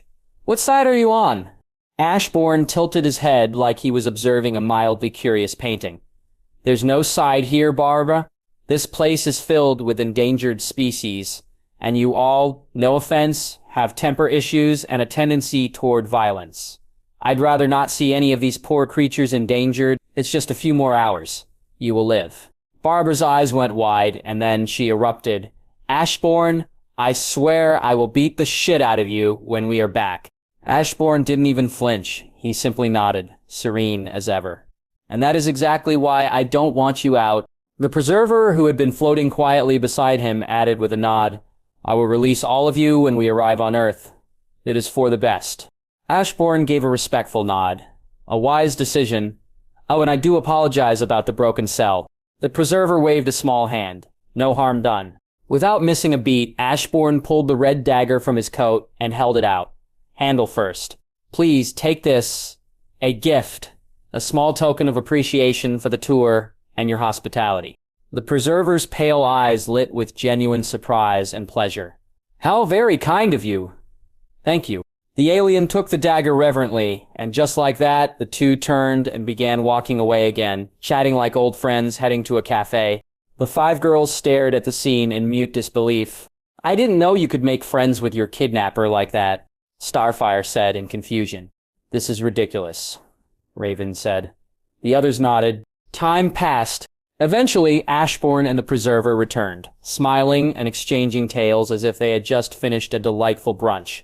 The Preserver floated forward, addressing the girls. "We have arrived back at Earth." Their expressions didn't change, stuck somewhere between fury and confusion. Ashbourne looked at them, then turned back to the Preserver. "If you ever pass by Earth again, do pay me a visit. I'd like to return the favor for all the hospitality you've shown me." The Preserver gave a small, wrinkled smile. "If the stars align, I shall. This journey was not wasted. I've made a good friend." The girls looked at them with dead eyes. No one of them bothered speaking anymore. They just wanted to leave this cursed place. Ashbourne nodded, stepped back into his shattered cell, and stood in its center as light began to gather around him. The girls barely had time to react before that same radiant glow surrounded their own cells. In a blink, all six vanished, gone in streams of light, leaving only silence behind in the gallery of the last. The midday sun hung high in the sky, casting its golden rays on the familiar terrain. The girls stood in silence, the very ground beneath them, the same as the one where they had been taken just the night prior. Earth. The warm air, the sound of birds, the smell of city life in the distance, it all felt right again. Relief washed over them like waves, even if their emotions remained a jumbled mess inside. Ashbourne stood a few steps away, pulling out his communicator. "Uncle Rex," he said casually, as if nothing had happened. "I won't be coming today. I went on an unexpected trip. Took a little more time than expected." He paused, listening to whatever the reply was, then continued. "No, it was just a trip. Nothing out of ordinary. Had a great talk with a like-minded and accomplished person. And even had the pleasure to be introduced to animals I haven't seen before. No need to worry. I'm always okay." The girls listened to him in stunned silence. Caro, Raven, Starfire, Jinx, and Barbara, none of them had words. He had saved them, technically, but the route he took, making friends with their captor, treating their imprisonment like a vacation, and now casually ending it with a phone call, left a terrible taste in their mouths. Barbara, in particular, looked like she was ready to explode. Her eyes narrowed, jaw clenched, hands curling into fists. "He made friends with the alien who locked us up like animals." She stepped forward, voice low but seething with fury. "Ashbourne, I will break your bones." Ashbourne ended the call and turned to her, unimpressed. "How ungrateful," he said flatly. "You're not in a cage playing zoo animal thanks to me." Barbara didn't respond. She charged. Ashbourne didn't flinch. He raised his left arm, and a faint hum activated as the arm guard lit up. A shimmering shield deployed just in time. Barbara struck it head-on and was flung backward, tumbling across the grass.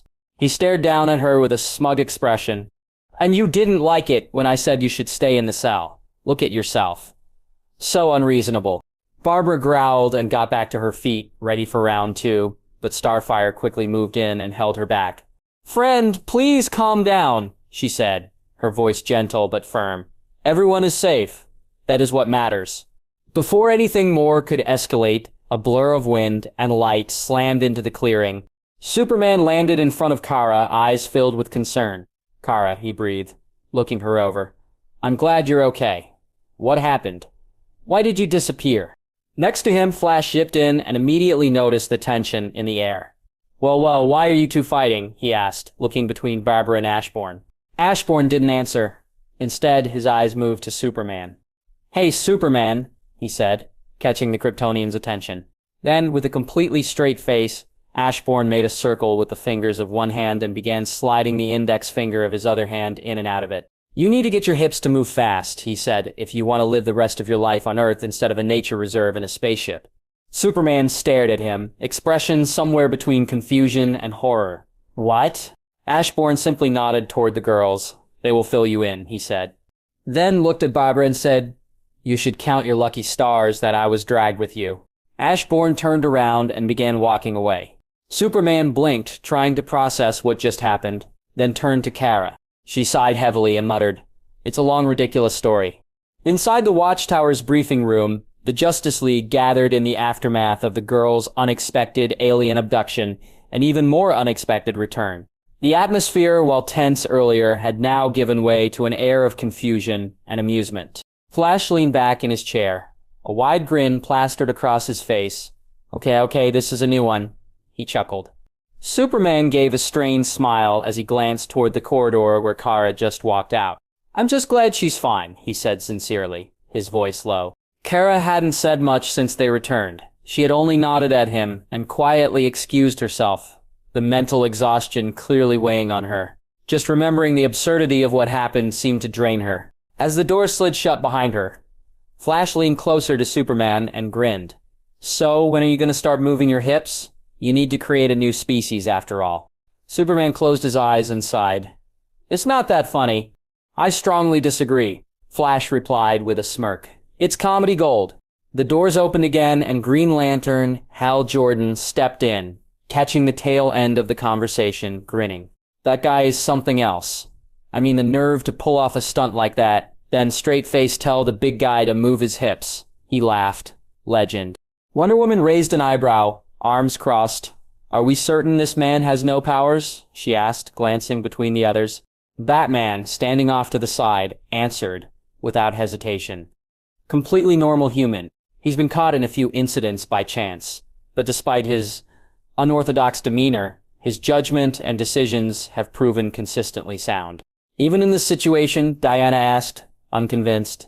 "He ended a potential galactic standoff without a fight," Batman replied. "No casualties, and the girls are back unharmed.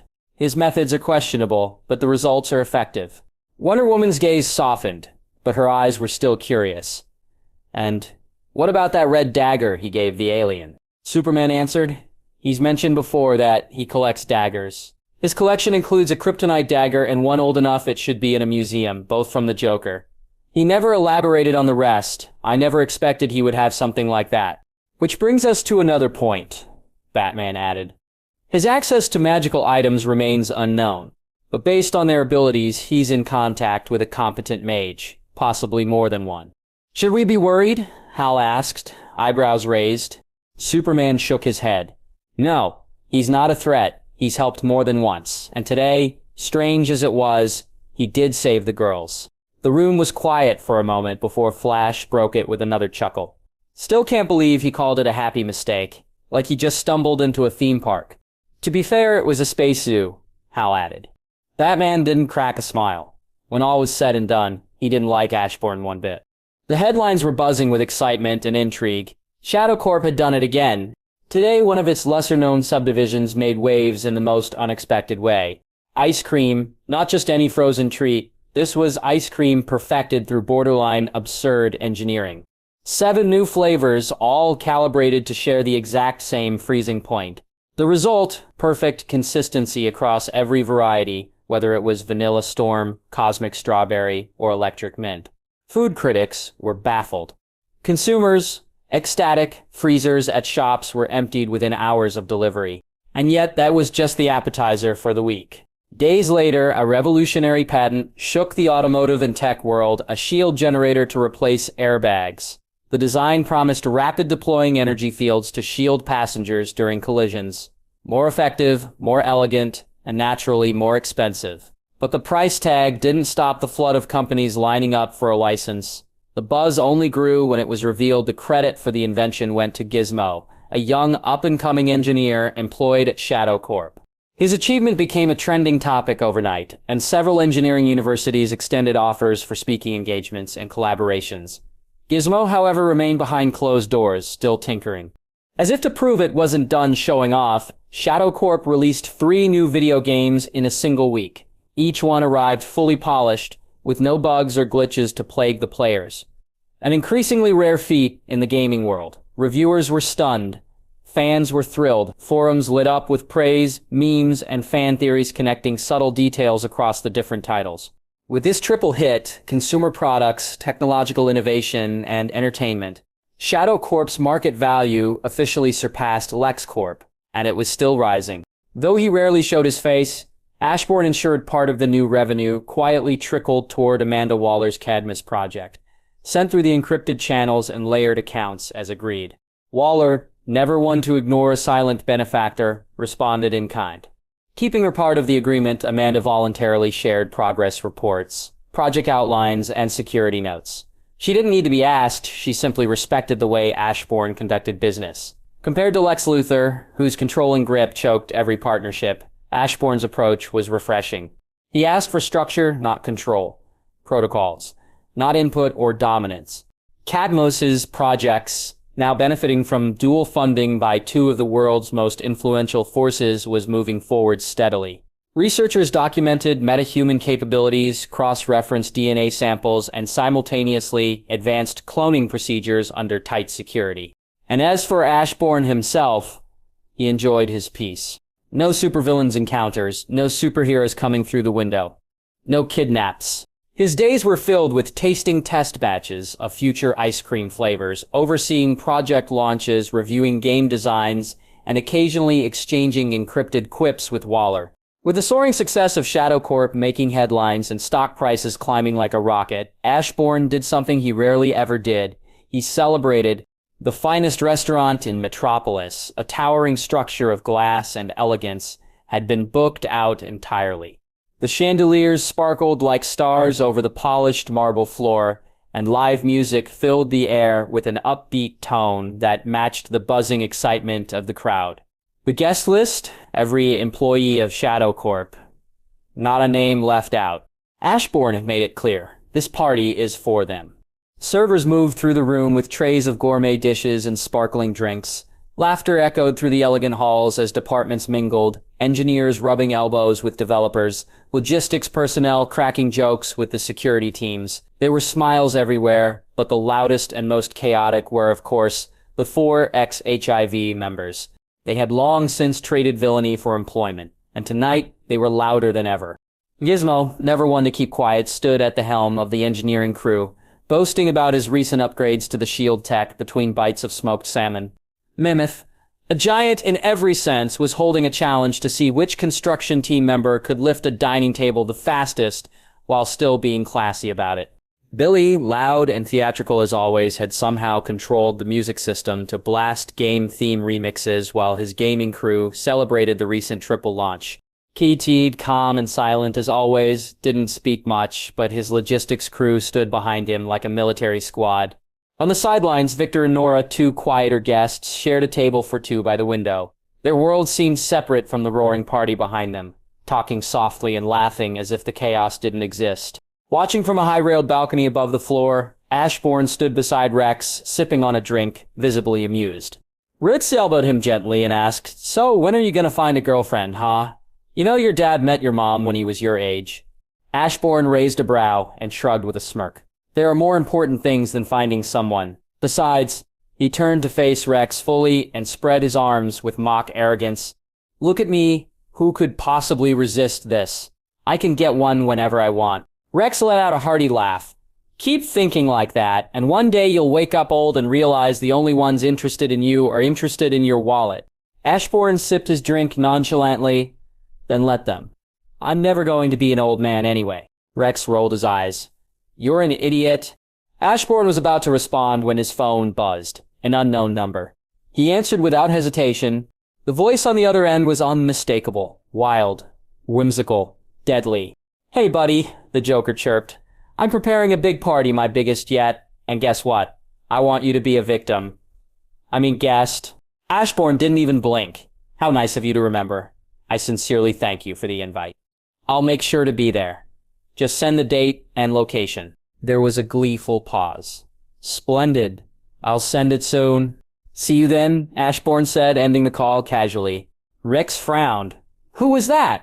Ashbourne slipped the phone back into his coat. "An acquaintance from Gotham City. He is inviting me to a party he is hosting." Rex raised a brow. "I didn't know you had friends in Gotham City. Will you be going?" Ashbourne chuckled. "Of course. It sounds amusing." "Ash, you shouldn't go there. Gotham City is a dangerous place, and last time you ran into the Joker of all people, what if you run into him again?" Ashbourne shook his head. "It's not dangerous, not in the slightest." He gave a calm smile, sipping the last of his drink. "Relax. I am not going to Gotham anyway." Rex's shoulders didn't relax, worry creased his brow, but he said nothing more. Because in the end, trying to stop Ashbourne was like trying to hold back a storm with bare hands. It was well past midnight when Ashbourne sat alone in his quiet office at the top floor of Shadow Corp. The distant noise of the city murmured through the windows, but the room itself was still serene, even peaceful. Then his phone buzzed again. A message popped up on the screen with no name, just an image of a grinning clown emoji followed by a location and date. TV studio, Vegas, 16th Street. 2 days from now at 07:00 p.m. Don't be late. Ashbourne read it once, then calmly set the phone down beside him. So the Joker decided to visit Vegas instead of staying in Gotham. Everyone knows what kind of person Joker is. The Joker is going all the way to Vegas means he is planning something big. He was still staring at the screen when another encrypted message arrived. This one from Cadmus shared across their channels. Update. Subject, the 5 metahuman confirmed missing. Possible abduction. Suspect, Joker. Warning level, critical. Abilities. Herald energy projecting, Melanie. Magnetism control, Jack. Superhuman strength, Tex. Flexibility and elasticity, Ace. Reality bending illusions via direct eye contact. Prolonged exposure leads to cognitive failure, permanent brain damage. Ashbourne leaned back in his chair. Ace, a name that stirred memories as he recalled her story from another world, a girl who was powerful beyond measure, yet broken. Someone who had been used and chained, feared and misunderstood. A tragedy that had played out under the radar until it was too late. Is it the same Ace? He murmured to himself. Or did this one walk a different path? His eyes drifted to the window where the neon lights of Metropolis reflected off the glass. Her name dampened his mood slightly. It was something he rarely felt, not since he came to this world. Empathy.